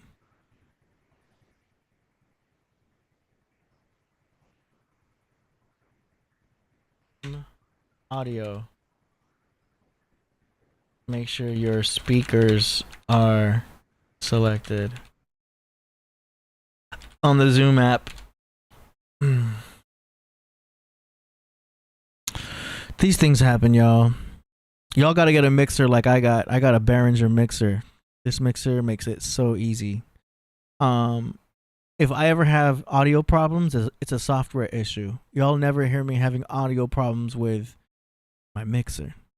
I had a mic stand problem today, but still, the way I run my mixer into the computer, never have a problem. It's a USB mixer. That's why. So it goes from audio straight to USB. Boom.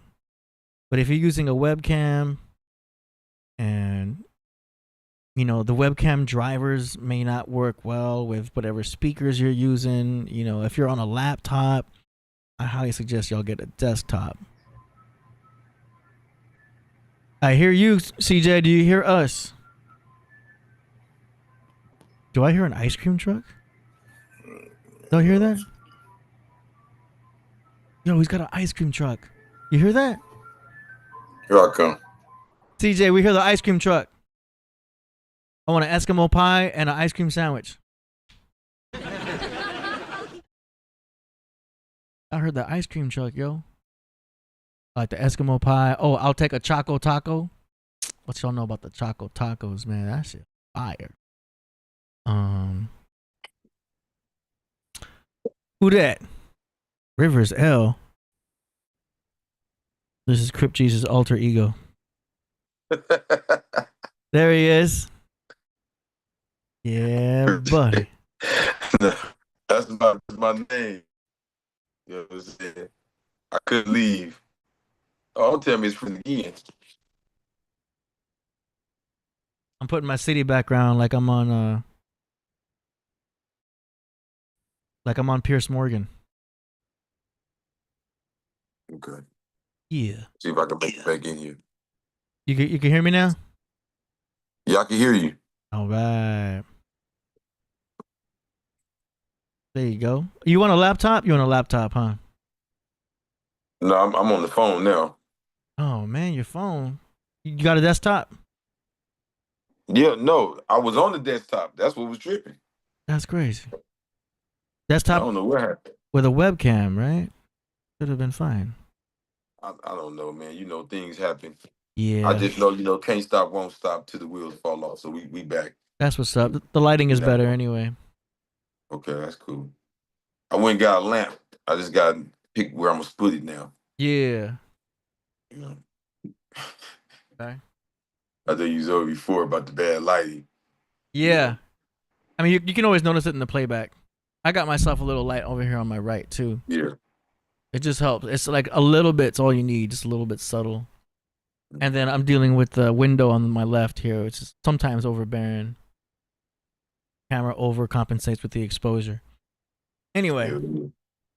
so yeah, man, it's interesting seeing how many songs all of these artists make. You know, we could look up anything. Yeah, those were some big numbers. That Yeah. kind of put me. Those numbers humbled me. Let's put it like that. Yeah. Those numbers humbled me for sure. I've made about, I want to say 65 to 70 songs, Mhm. and only about 25 of them, no, or maybe like 35 of them are out Mhm. with artists, like beats and stuff. The rest of them just, Yeah. you know, sitting in a hard drive somewhere. I was able to launch compilation, like 12 tracks, you know? Right. Yeah. But it's like you just got to keep going, especially as a producer. You're going to make tracks that never get heard. You're going to make Facts. songs that no one's going to hear. Yeah, I used to produce, and I remember those times. I remember selling beats to the same. I remember selling the same beat Yeah. a couple times because I just already knew, like, man, this dude ain't finna do nothing with this like that. You know what I mean? Yeah. No, if I count the unfinished beats, we're talking 250, 300 songs. I'm just talking about the Yeah. ones that are done, finished, ready, out. You know what I'm saying? Jay-Z produced estimated 400 to 500. Songs. Yeah. Official release is 336. Mm. That's Jay-Z. Just wanted to get a perspective there. But yeah. I'm still floored by this Lil Wayne 3000. This is Yeah, you could verify that. But I had to look him up because I overheard that he did a lot. You know? I mean, but I think a lot of those are like those mixtape songs where he's just rapping over other people's beats and exactly. That's what AI was estimating. stuff. Yeah. You know what I mean? Because if you look back in the mixtape era with Meek Mill and all them, everyone putting out mixtapes. Mixtapes were crazy. 50 Cent got discovered by mixtapes. Yeah, I remember 50 Cent's mixtapes. Oh wow. Yeah, I remember those, no cap. Before he came out, I remember when selling CDs was popular. We used to go down and get the bootleg CDs a lot and copy them and sell the other copies and all that. And yeah, whenever the bootleggers would have like the mixtape CDs, like it's the new stuff coming from New York or this the new stuff out right now, 50 would be on there. And you would have some hot songs every time.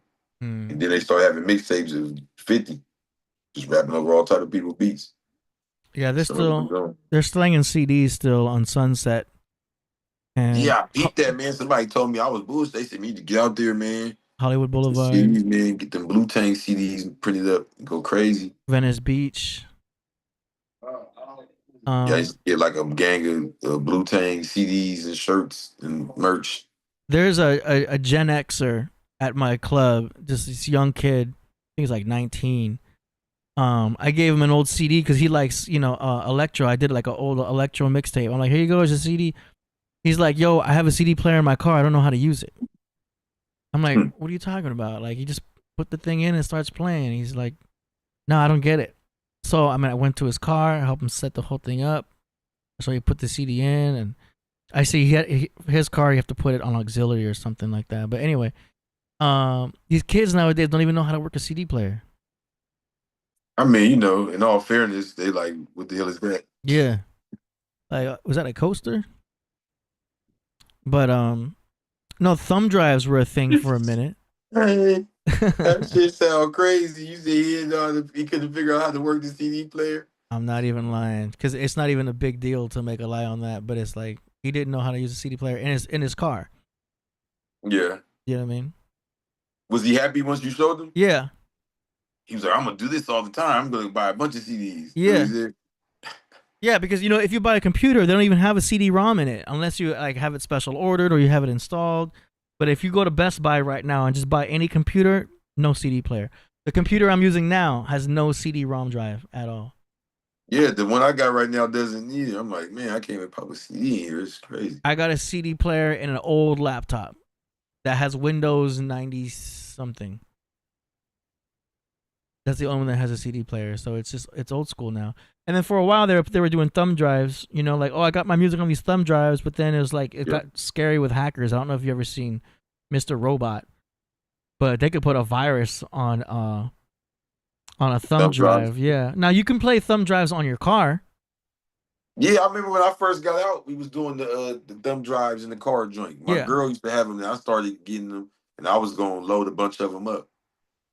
Put a little Crip Jesus symbol on there or something. I was like, I'm gonna sell a bunch of these because they were selling them on Broadway over here, East Side. You know what I'm saying? I don't know if you've seen Chance the Rapper with his latest campaign, but he has a thing now where he has a CD still, but you put your phone to the CD and it'll pop up immediately on your phone. That's like the chip. Remember the chip that Rasul was talking about too? I think it's also a QR code. We all know about the QR codes now. Yeah. You could just have a QR code set up on a business card, and then you put your phone to it. Boom, your website pops up, your SoundCloud, whatever. Yeah, that's hard. Yeah. Also, an announcement: Priest's latest album, Abraxas Simha Rebus Pleroma, is now on Apple Music finally. So y'all been asking about that. Apple Music sometimes has a problem with new albums being released on their thing for whatever reason. But that album is finally on Apple Music. So those of y'all who use Apple, check it out. I'm more of a Tidal guy myself. So that's what's up, y'all. I'm gonna bring it up on screen. Bam. Bam. There it is. Apple Music. Y'all can check out Abraxas Rebus Simha Pleroma. Whole thing is there. So you saying up until now you can listen to it on Apple Music? Right. For the past year, it hasn't been up. Because it happens every now and then with the distributors. They'll submit the album, and there'll be a misunderstanding about a release. And from what I think it is because you see how this track right here is Anak Winged People 2? Yeah. Priest had released that as a single. And then he released the same song on the album. And since Apple Music's using all of this AI, algorithmic, automatic robots to handle everything now, sometimes there can be a discrepancy when you release an album that's already has a track that's in a single because it thinks it's not yours.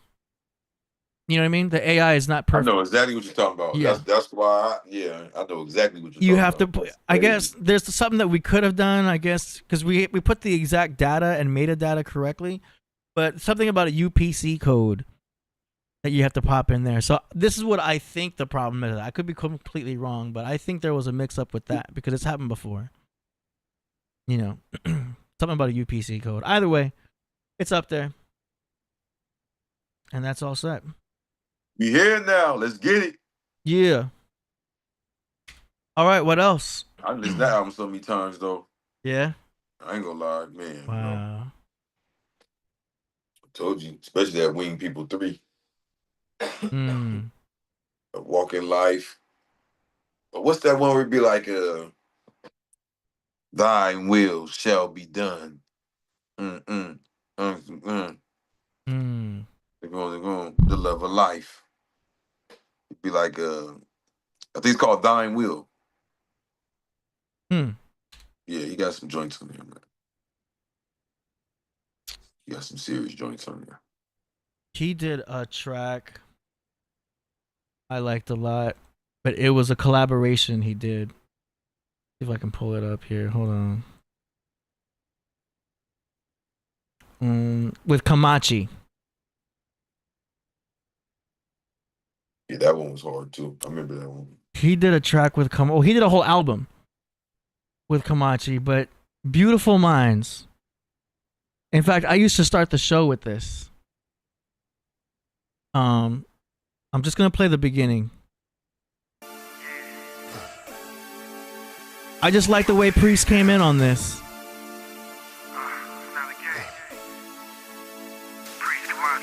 Like I said, I like big, you know what I mean?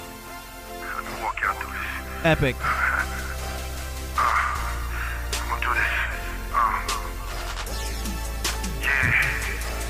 It's the fall of commercial rap. Contenders heard I'm back. Doors are wide open. Time for some murder tracks.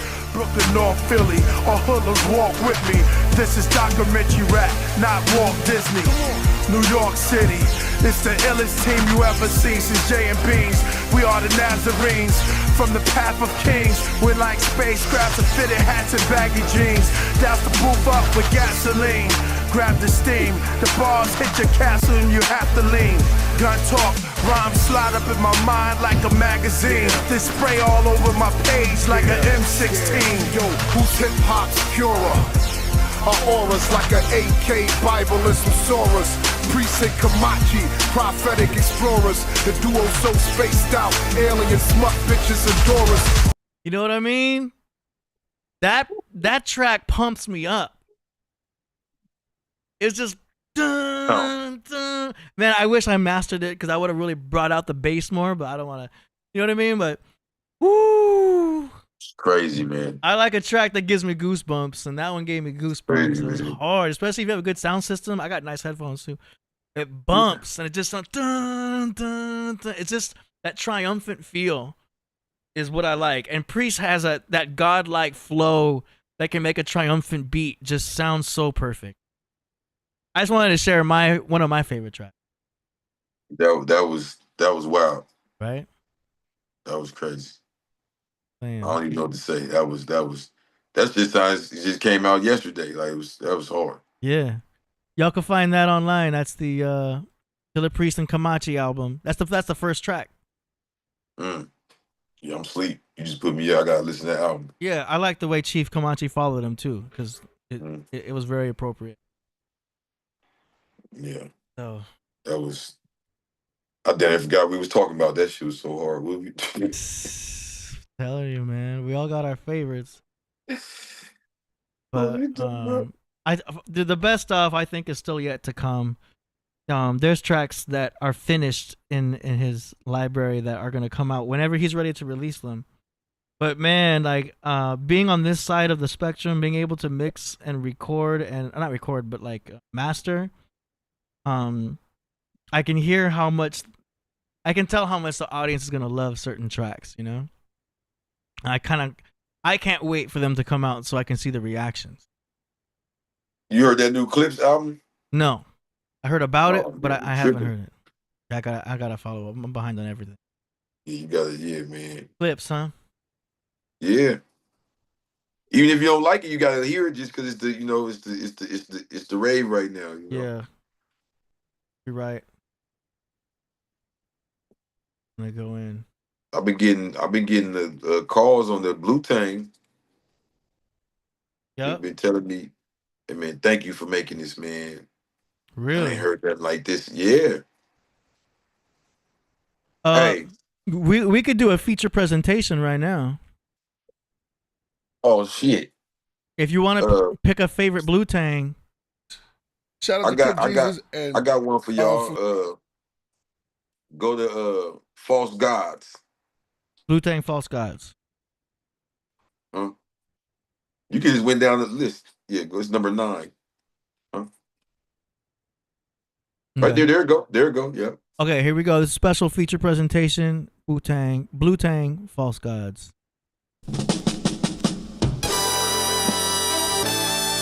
Shit. Peace to the gods. Peace, God. What's the mathematics? These niggas false gods. False gods. False gods. They all idols. They all rivals. To go against the one is suicidal. Lie, lie, lie, lie, lie. The hour has come. The moon is split. Your whole life written on microchips. Escape on the mothership. Let's go to another plane. A new dimension filled with pink clouds and purple rain. I'm from where the shooter's from. These verses in my head was written by Methuselah. You praying to the white man, you praying to Jupiter. See, y'all niggas do too much. Raise the roof on the coop, go up. I had to bring the light to these niggas like Lucifer. Luke, I am your father, Darth Vader, I'm really him. Niggas say they God, but they working for Jewish men. Claiming you the God, shit fake it and Ron can't wait. Claiming you the God, shit fake it and fans like 50 Cent. Stitches like born in LA, the blue guys coming here, and we ain't going away. Yeah, snitching like born in LA, the blue guys staying here, and we ain't going away. It's false gods, false gods, false gods. They all idols, they all rivals. To go against the one is suicidal. Lie, lie, how? Bro, these niggas artificial. No referee whistle.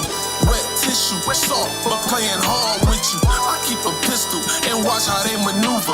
Most these niggas maneuver, hiding behind computers, hiding behind they pseudo authority. Niggas boring me on lower level frequencies, hating each other secretly, claiming we brothers undercover, hiding deceit from me. I'm black like shea butter, the motherland is deep in me. They say we not from Africa, I laugh at you, it's evident. And I don't need no evidence, your opinion's irrelevant. See, I don't live in fear, so I know God when I hear him is clear. I lost telomeres searching for answers, still I recognize the cancers. I walk with the panther while y'all live in confusion like JoJo dancing. I know that really bother you. My heartbeat is Babalu. They false gods but real live devils like Netanyahu. Yo, that was fire. Yes, sir. Yes, sir. Is this supposed to go into that? Okay, what is that? No, I think that's just the algorithm. Oh, the algorithm, yeah. If you like this, you'll like that's not part of the Blue-Tang collection right there. That was cool. Who was the other rapper? That's a big part of the Blue-Tang. That's the big homie himself, Super Low. And let me tell you why it's so important.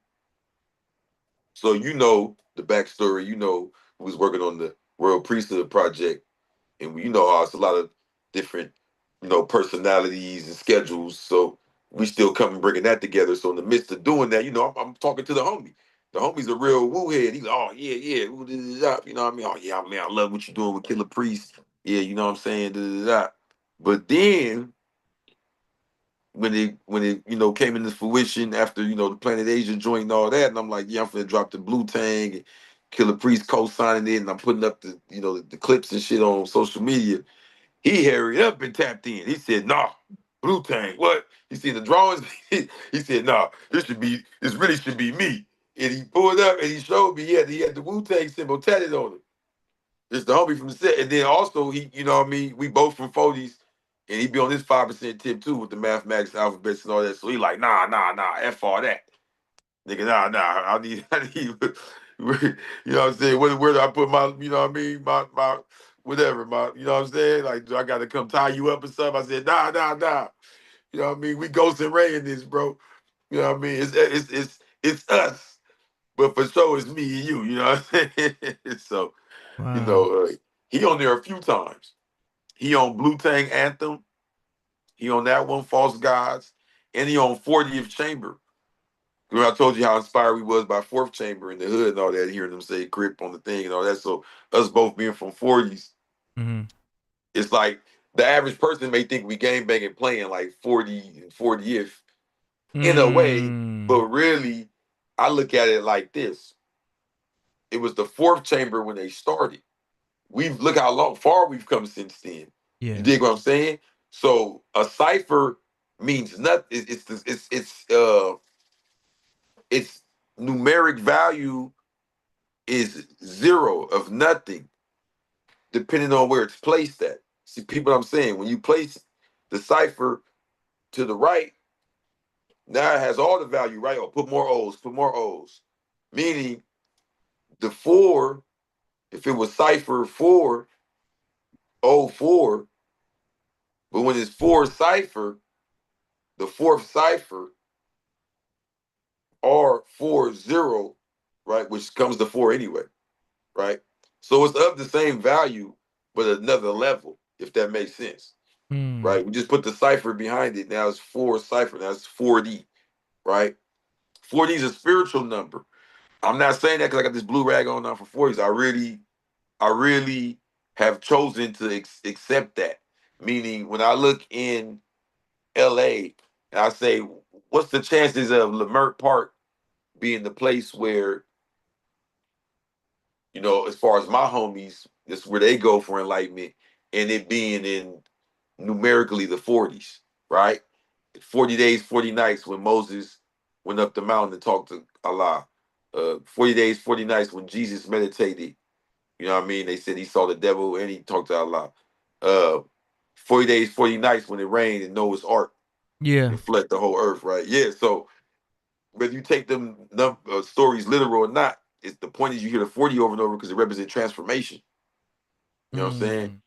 Yeah, so I also look at it like from him saying this fourth chamber, you know, because remember he said that song was a battle. So while his verse had this like a Crip, right? You know what I'm saying? So it's like, look what that energy he put out there in that track, look what it's transformed into, right? This is the 40 days, 40 nights later. You feel me? Yeah. So even like this, Harlem, New York, that's the Mecca for the nation of God's earth, right? Yeah. But I had an affinity, so that gave me affinity for Harlem. Then the culture of it and all that, right? But I had an affinity for Harlem within the Crip understanding since a young age. Let me see the Crip understanding. Exactly. So it's levels even to the album when you're hearing certain references being made and certain things being explained. Yeah. And what I love about it is in the spirit of Wu-Tang, it's nothing's in there like we stop and explain it like, oh, I'm talking about this Harlem. No, you catch it or you don't. You know what I mean? So it's laced with, you know what I mean, the science of the guys and the science of the streets. You see? So yeah, he's on he's all over the album. Yeah, 40 days and 40 nights in the astro-theological world is also when you actually feel the season start. So like in the equinox, you know, right when we go into spring, like around March 21st, you don't feel like it's spring until 40 days and 40 nights. Then that's when you have May Day, May 1st. So May 1st, you know, that's May Day. That's when you're officially in spring. Do you know what I mean? Because you got a transitional period between seasons. So it's one of the interpretations to where you're not in that season until 40 days and 40 nights. Understood. Same thing with Halloween. You know what I mean? You got fall. Fall starts in September. In September. Right, end of September. And then 40 days later, boom. Now you're officially in fall. September 21st. Right. And then so 40 days later, now it's around, you know, October 31st. That's Halloween. You also got they celebrate Dia de los Muertos in Mexico, celebrating death. And it's like, why are they celebrating death? What's up with all this Halloween? Like, why does Halloween exist? That's some pagan stuff, right? Nah, man. They're just celebrating that it's fall. The fall celebration. Because you just gave me the real science of it. Yeah, it's astro-theology. It all goes back to that, man. It's like now you're officially celebrating the fall as the sun is quote unquote dying. or being betrayed, because Scorpio is Judas, but I'm getting too deep now. But yeah, 40 days and 40 nights. It's like, that's that transitional period, and then we can talk about Noah's Ark and everything, how that's actually from winter time, December 21st, Christmas, 40 days and 40 nights. Then you're officially in winter, but you're being flooded by the waters of Aquarius. It's crazy, man. No, that makes perfect sense. Right? That's it right there. Yeah, that's the transformation. Every season takes 40 days, 40 nights till you get. Yeah. Because it makes sense. So it's like you're going in this after summer solstice. It's hot, but once it gets to that July, the end of July, it's gonna be kicking you in the butt. Yep. So July 31st was just a few days ago. Yeah, and it was super hot. Right. So after the solstice, the solstice was June 20th. 40 days and 40 nights later is July 31st. So technically, we actually just started summer a few days ago. As far as feeling summer. Yeah. We were in the season of summer, technically, in the solstice, but it didn't feel like summer until a few days ago. Even though it hasn't been that hot. Kind of weird. The season where we're here. Crazy. The season. That's another one of those Killah Priest songs where it just was like, man, I just felt it was like a bittersweet moment, like, damn, this is real good. Will I ever be this good? You know what I'm saying? That's one with him and Kai Zodiac. He's all over the beat. I'm like, how's he doing this? Yeah. Man, that one's crazy. Yeah, Kai Zodiac's building. It don't help crazy. Kai Zodiac come in right behind him and go crazy. Yeah. But, however, Kai Zodiac part comes in, the beat kicks in. So I could follow him a little better. Killah part ain't got no beat. He's just I'm like, I be trying to, I told you, if I like something enough, I try to memorize it. I'm like, it's hard. It's another one of them Killah super dupers. Yeah. Hard to catch on to. Yeah. It could be a challenge. That's like that. Go ahead. Coffee house. Libra, she woke me up and kept me balanced. Yeah. Spoken word poetry. Yeah. Yeah. That's what Priest was kind of doing in some of his albums when there was no beat. Yeah, man. We actually registered it as hip hop for the first genre, and then sometimes they give you an option. What's the secondary genre? We put spoken word. For sure. But yeah, very poetic. Yeah, that season's one. Out of control. For sure. It could be a challenge to memorize your own lyrics. You ever notice that? You write a song and now you got to do a video and you got to memorize your own lyrics. And I could handle my own. I'm sure. Because at the end of the day, I wrote it. Yeah. You get what I'm saying? So the hardest part may be the delivery of it. Maybe it's like a tongue twister or damn, I said that. Okay, let me memorize that certain part or something. I just know it's still a challenge to memorize your own lyrics. But you should be able to get these specific KP verses I'm talking about. It's hard for me to. The challenge is less of actually memorizing the words and trying to get a grip onto the flow so I can even memorize them in the first place. Yeah, it's like, damn. It's like when you listen to it, it's like, oh yeah. But when you actually try to memorize it, now you're like, wait, how did he? Yeah, because now you're trying to figure out what made me hop in that pocket and hopping back in that one. Yeah. And hopping out. You're like, what? Because you got to memorize the delivery too. Yeah. Yeah, so then it's like, let me go sit down. Yeah. Take a break. I can imagine the first two bars. It's tough for these battle rappers too, because you've seen these battle rappers. They go to battle each other. They got their memorized lyrics too, and some of them just nail it. But the ones that choke, they're like, they forget. They'll be right there, and they have to run it back. Those battle rap dudes are like a freak of nature. I don't get it. Like, yeah. I used to understand it because I even, when I grew up, we still used to battle. Yeah. But I will say this. I do understand this part of it. I had plenty battles where I'm freestyling. I'm kicking off the rap freestyling because usually, the initial energy is whatever you first say is So I got enough confidence in myself that I'll come out and say something, witty, and people are going to be surprised and like it anyway, as long as I describe something that's right there. Like, look at them yellow shoes, or, what I mean, like her hair or something, you know what I mean? So if I do that and I can carry the rhyme along for a few more bars, all I got to do is drop in one of these, like, pre-wrapped up, pre-packaged, for sure going to kill them lines, right? Yeah. Partial written. Yeah. Now, what shocks me, though, is I be seeing these battle rappers now, and it be like, man, even if that was partial written, it's like, what made them think to say that? Or like, you know what I mean? It's a lot. Like, they did the investigation on the person. Yeah. They're bringing They got backup They're bringing out lines photos. Yeah, it's like they gotta rehearse with their friends. They do gotta like be a little creative. coordinated thing. I be like, man, this is a lot right here. They not playing. Yeah. Yeah. That's why I like Daylight, man. Daylight always flipped it up differently. Mm-hmm.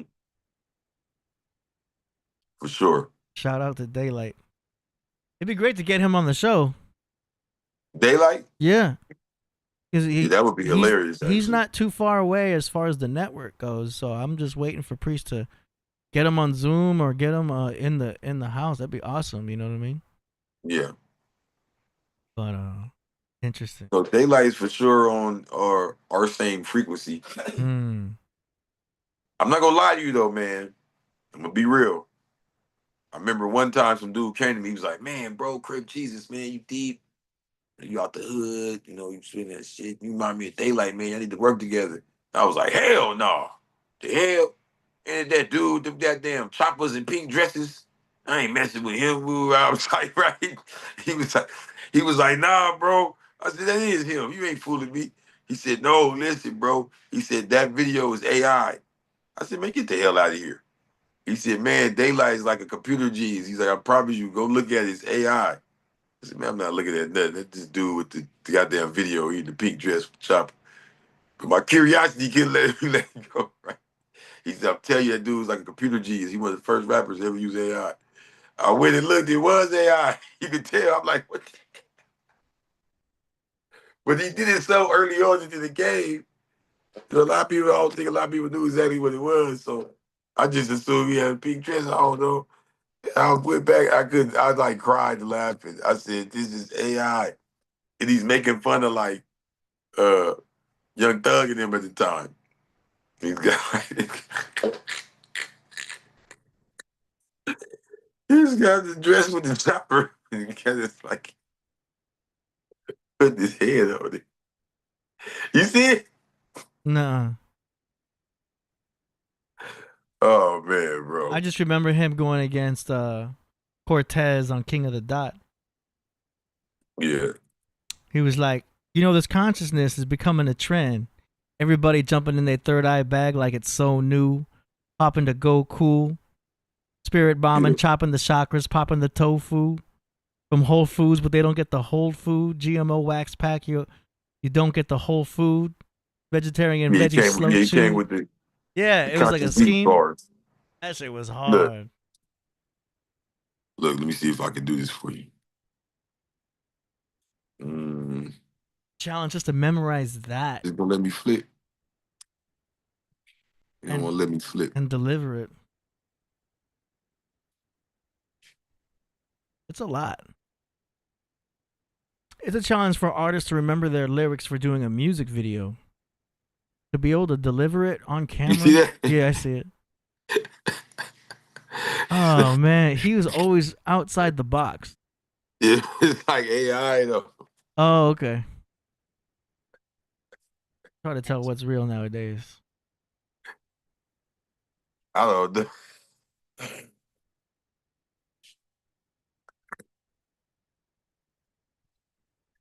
Real. Oh no. I can't even look at it. It's too funny. It's too funny. It's too funny. Yeah, so Yeah, Daylight is crazy, bro. Daylight is crazy as hell. All right, let me see what we got as far as song promotions.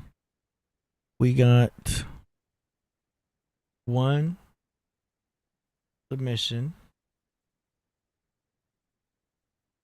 Yeah, we got two. Oh, let me double check the second one. We got two submissions, and then we could probably do another DJ feature. Let's get it. You know what I'm saying? Double check something real quick. Shout out to all 67 of y'all who are still watching.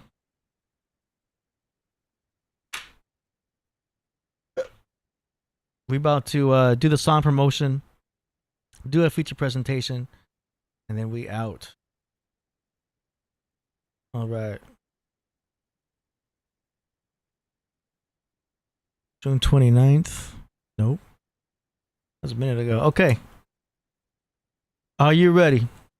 Let's get it. Let's do it. I'm going to do the intro. Song promotions. You send in your music, we play it live on the show for Killah Priest and the world to hear.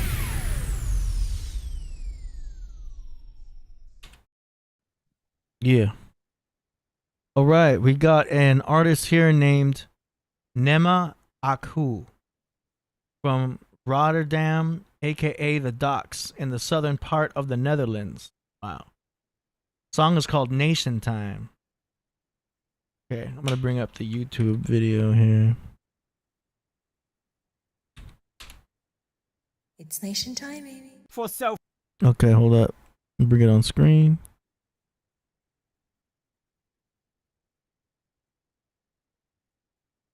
Stand by. It's nation time, baby. For self-knowledge, African civilization to be continued. They rise like For drums. self-knowledge, African civilization to be continued. rise like drums. For self-knowledge, African civilization to be They continued. rise like drums. Gets us fired up, line up, red, black, green, our sides up, lifting, balling, fish shifting. They swift with sin, our gifts in, during pouring light in the soul, fighting for the soul of us there, igniting souls everywhere, we square into the earth, we been gatekeepers. It's nation time, baby. Whoa, that was a short preview. Okay, wait a minute. I'm not from this world you from, bro. Oh, that was going right into your video. I mean, we could do that too. Okay, hold on. Let me try the MP3. What time is it? What time is it? I can't hear you. Oh, come on. A nation of millions of masters in front of the tech and who's wrecking. Knives in these vices in Pisces time, but aligned with pyramids inverted, observing billions of birds with wings spread. Kill it a troop with falcon heads, keep the stats. Catch us fire, line up, red, black, green, our sides up, lifting, balling, fish shifting, they swift with sin. Our gifts in, during pouring light in the soul, fighting for the soul of us there, igniting souls everywhere, we square into the earth, we been gave birth to the natives, paved way with civilization, they retaking position, making mission sacred, listen, this decision, unshakable will. Shangles axe me to kill, light of my skills, while we prevail like the tails on the horizons, these are lies, don't try 'em. Tribal man, my tribe, the all men, all hitting gems, I call on them to fight and brawl, so we can walk with the gods. Nation builders and pharaohs in town, gather around, gather your crown. Listen, come out, era is now. Endeavor devour, no feather we bow down. Never found net is devoured, let us get better weather. Home or abroad, Africa's home of the gods, holding the heart, cone the law. Woe to those tearing this doctrine apart, set them apart and depart. And root apart, true can rust, can right. Get it right, and right to the eye, the blind. Decolonize, decolonize, decolonize. This ain't no time to compromise. Strapped like mice, we gon' have to fight back. Fight back, we gon' have to fight back. Fight back, we gon' have to fight black. Fight back, we gon' have to fight black. Fight back, we gon' have to fight black. Fight back, we gon' have to fight black. Fight back. What time is it?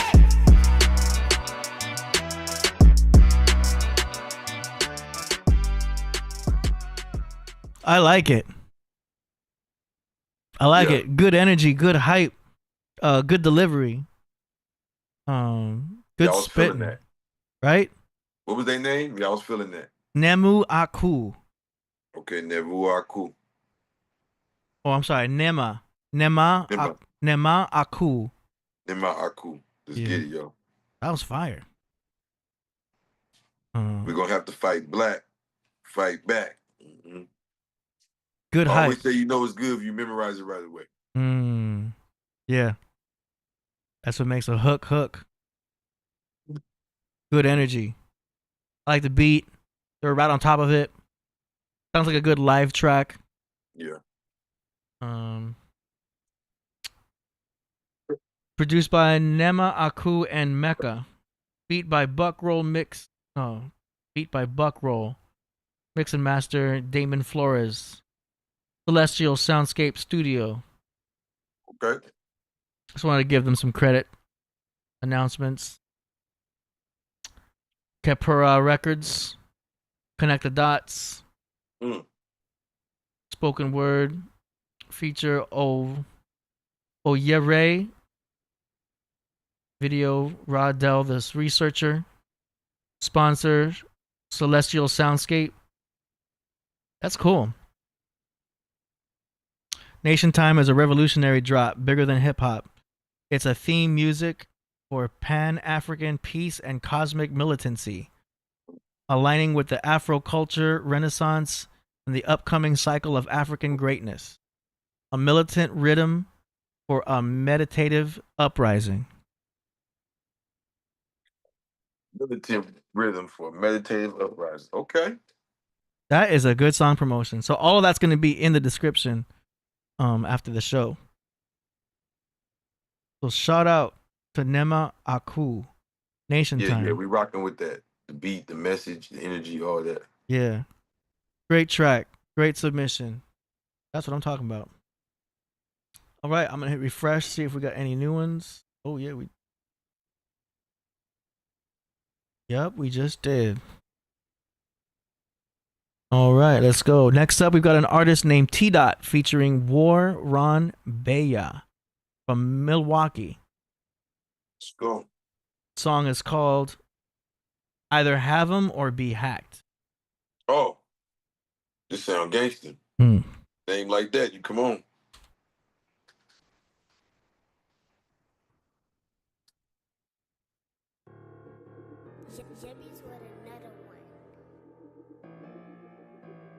What's brackin', Metro? That nigga Nate crazy, okay, man. I praise the Lord when I start eating. I'm just pouring in the message, I'm not that teacher. Hitting wide for my chopped cheeses. Talk to me hard, but how you perceive? Shout out to the PA. Above and below, y'all, I'm not neither. They say I gotta pick a side, I said not neither.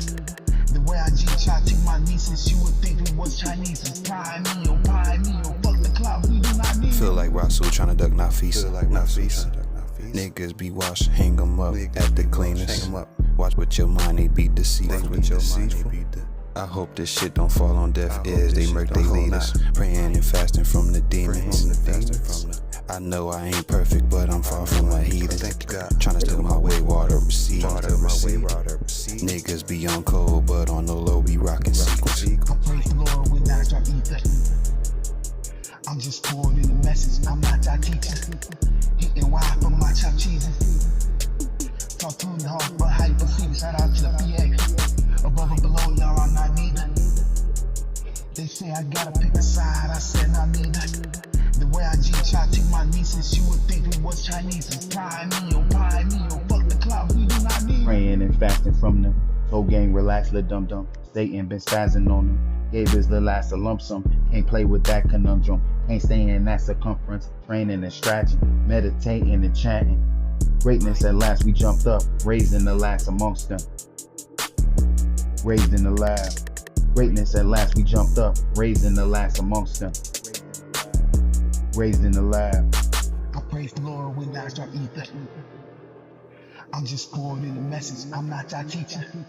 Hitting wide for my chopped cheeses. Talk to me hard, but how you perceive? Shout out to the PA. Above and below, y'all, I'm not neither. They say I gotta pick a side, I said not neither.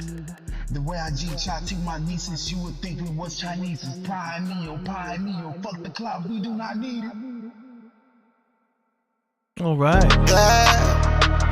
Hold up. Wow. What you think of that? Man, that shit was hard as fuck. That's exactly what I wanted to hear, and I didn't even know that's what I wanted to hear. That shit was, man, bro. Yes. It sounded like some early like garage hip hop production. The dude had some flow though. I mean, I don't know how they recorded their verses, but as far as like the beat and what they were saying and the flow and even the effects and how he was doubling up the second verse and I mean, for me, it hit me so hard because I'm listening to what they saying. So it's like they talking street, but they using, you know what I'm saying, like a lot of biblical references and metaphors. I'm catching. I'm like, oh damn, you know what I mean? What he say? Below or above, I'm not neither. You feel what I'm saying? They tell me I gotta pick a side. I don't pick either. Like I'm peeping all that. Like yeah, I was on it. I was like, I might have to tell AD, can we get an encore? You know what I'm saying? I was feeling it. Yeah, that's what's up. Yeah. That's Milwaukee. Tdot featuring War Ron Beyah. Either havm or be hacked. Cool submission. Had a cool vibe to it. Yeah, I was feeling that. Yeah. I was feeling that one. That's what's up. That's You what's already up. know I don't even be on them like that. Like that was hard to me. Yeah. You called me. That probably was one of my like favorite submissions in a while. For real. That was hard. Yeah. That's what's up. Good submission. Shout out once again to Tdot featuring War Ron Beyah from Milwaukee.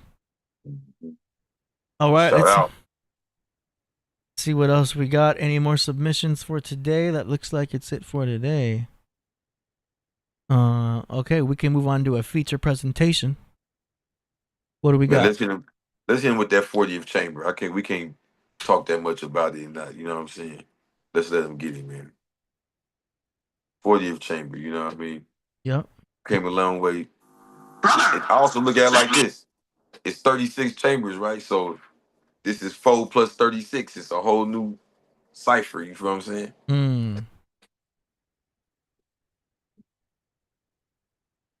All right, here we go. We go first. Those men, they need to see that we're not scared of them. Maybe when they see we're not afraid, they may even back off. My swords! And it was written that the king would come for those who they thought the king was not. Who shot your holes through your heart chakra and the pineal gland, your medulla oblongata? I'm like palm trees on Crenshaw, my roots is ghetto. Got carbon 15s that can shoot through metal. The king home, sit me in my throne, gather around. I'm about to blow this bitch up, bro, I'm counting it down. So take 10 rappers, hit them with 9s with 8 shots each. That's 7 of them laid 6 feet deep. Let's go. You got it for 5, I got it for 4, and I got 3 left. So if you cop 2, you can get 1 more. Let's go. I'm so good with mathematics, can't leave them asthmatic. Yeah, these rappers is ass backwards. Coward ass rappers, they should not try me. When I die, I wanna die like Muhammad Ali. Looking for me, I be with Mujahid Allah. That's his real name, it's on his ID. That's the way it sound when we smoke a whole pound and laugh at you fake rapping ass, capping ass, no bars, Jenny bars inside the backpack ass rappers. Yeah. Look, that's the way it sound when we smoke a whole pound and laugh at you fake rapping ass, capping ass, no bars, Jenny bars inside the backpack ass rappers. Knowledge, cipher, culture, knowledge, boom, God, we living in all times.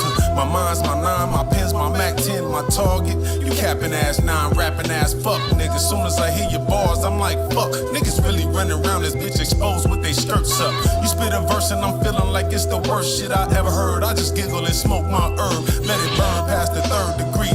Bitch, I'm God in the flesh, I never bless you with the word for free. Nigga, the game is to be sold is what they told me. So I'ma put a rapper to the test like he was Obi-Wan Kenobi. We can build and destroy, boy, it's all on you. But I'ma still figure 8 in front of the gates and elevate. Paint a picture with words, look how I illustrate. And they can imitate, but it's proven once I demonstrate.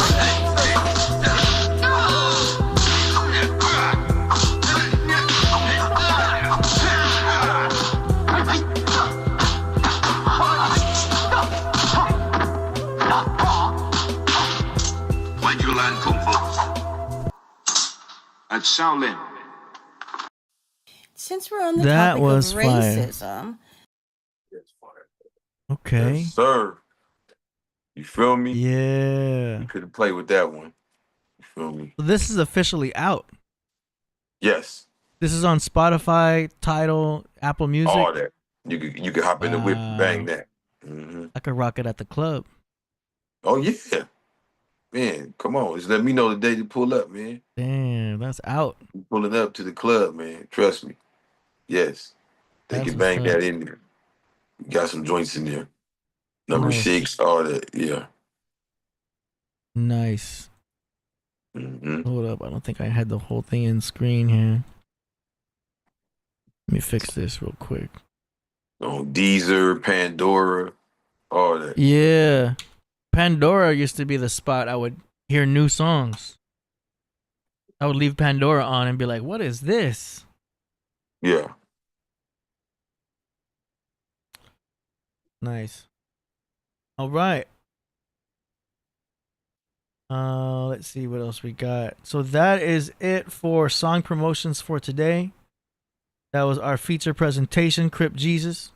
Check him out online. I'll put your links in the description Amen. after the show. Yeah. Appreciate that. Yes, You sir. already know, like we was just saying, it's on all platforms. Even if you just regular YouTube, it's on there. You feel what I'm saying? Crip Jesus Blue Tang. That's BLU Tang, not BLUE. This ain't the Blue Tang fish or no shit like that. This is Blue Tang. Act like you know. You know what I'm saying? Yeah, man. Man, Kepra on there, Naru on there. We got a track from Da Vinci on there. Is It's hot. Ghost of Nipsey on there? Yes, sir. That song That's is number fire. 2. We can probably end the show with that one. Yeah, that's the one right there. We for sure got that one there. That was really like when I presented that I was coming with the project. One of my fellow the Black Illuminati members, Koda Leaf, DJ Koda, he go by Funky Selector though when he doing his beats. He hit me up like, man, oh man, Blue Tang, yeah, man, I gotta, be a part of this project. Me and my boys was putting together a project that was Wu-Tang influenced. We never finished it. I had some beats. That was the first one he sent me. As soon as I heard it, I said, oh yeah, I'm on this. Matter of fact, that first verse, the concept of it was from a verse I wrote to a beat that producer Plug sent me. But he wasn't, I don't know, he you know what I mean? He just wasn't fucking with the verse. And in the verse, I said something about, I still hear the voices like screaming from the ancestors in Africa. So I just switched it like, I still see the ghost of Nipsey Hussle standing on Crenshaw. And after that, the verse took on life of its own. But that go back to what you said. I heard that beat and said, feel me? Yeah. So yeah, you never know where the verse gonna land or the beat gonna land. You just gotta work. That's what I always tell dudes, just work, man. You feel me? You might make something and remake it a whole different way. Yeah. And just with that being the first line, that became the concept of the whole song, video, all that, Yeah. That's what's up. All right, man. It's been a good show. I was hoping Priest was gonna jump back on, but I think he's got busy where he's at. It sounds like he's hanging out with the Mary Jane girls. But that's cool. Persian Square get lit, man. Man. When they shut it down and they perform, it'd be like a whole big old thing. It don't just be like, I know what you think of when you think of just Persian Square. That's just the location, but it'd be like a 4-block radius they shut down. Yeah, it get cracking when they do their little event stuff right there. That's what's up. That's why I was like, I don't know how I didn't know. I'm slipping. Yeah. But it's alignment. I was meant to be right here with y'all tonight. Rock out. No, this was good. But Priest should be back in the studio on Thursday for Thursday show, and then Wednesday you got the Knowledge Born Allah. I forgot what the new name of the new show is. But yeah, y'all will be in tune. Make sure you guys are all subscribed. Hit the like button, and stay updated for all the shows, because there's basically 3 shows a week going on, and then Priest goes live on his Instagram, so y'all stay updated. Yeah. All right, that's what's up. We're gonna end the show with Crip Jesus with a song called "The Ghost of Nipsey." And we'll see y'all next time. Peace. I'm not from this world you from, bro. Okay. I don't go by these rules, homie. Okay. And I've been to jail. That don't threaten me, bro. Trust me. If I had a bad day, I'd have tested your jaw. Okay. And I'd have got my homegirl to test your jaw. Okay, and so y'all don't gonna go talk. to jail Don't, and you just I'm said not you've been before? I ain't tripping on jail. I trip on respect. Okay. I'm willing to die behind mine, let alone go to jail.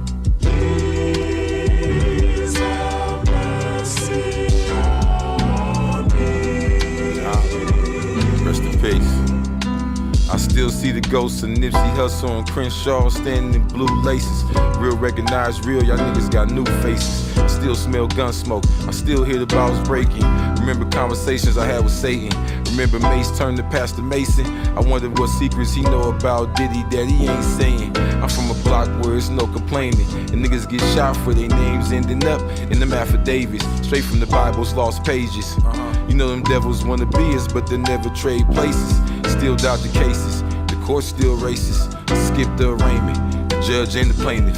I hop on the plane, touchdown JFK. Black Illuminati, tap in with the Masons. Fake food laced with ADHD, fentanyl, shit dangerous. Shout out everybody trying to make it out the matrix. I'm Neo, sent to free the people from all of this fake ass trap rap should be illegal. Gold Desert Eagles like El Chapo. When they see my truck, they run up like I'm selling tacos, the big homie.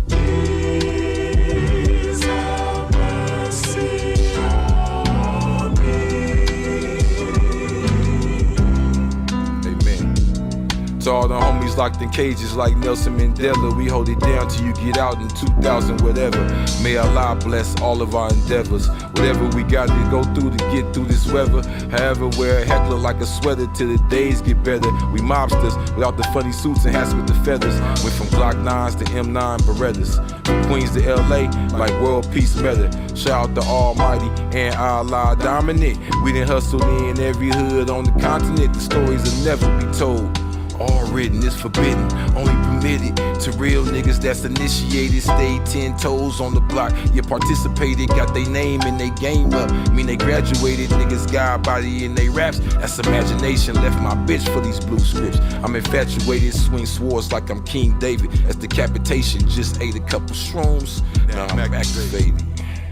Hold up, I just ate a couple shrooms, now I'm activated.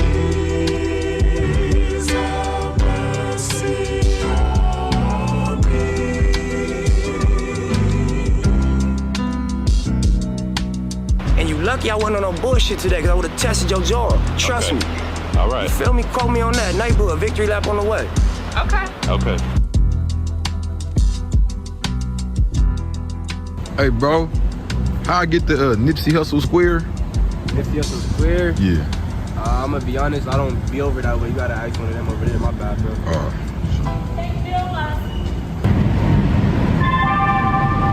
Now arriving, Hyde Park Station at Crenshaw and Slauson. Exit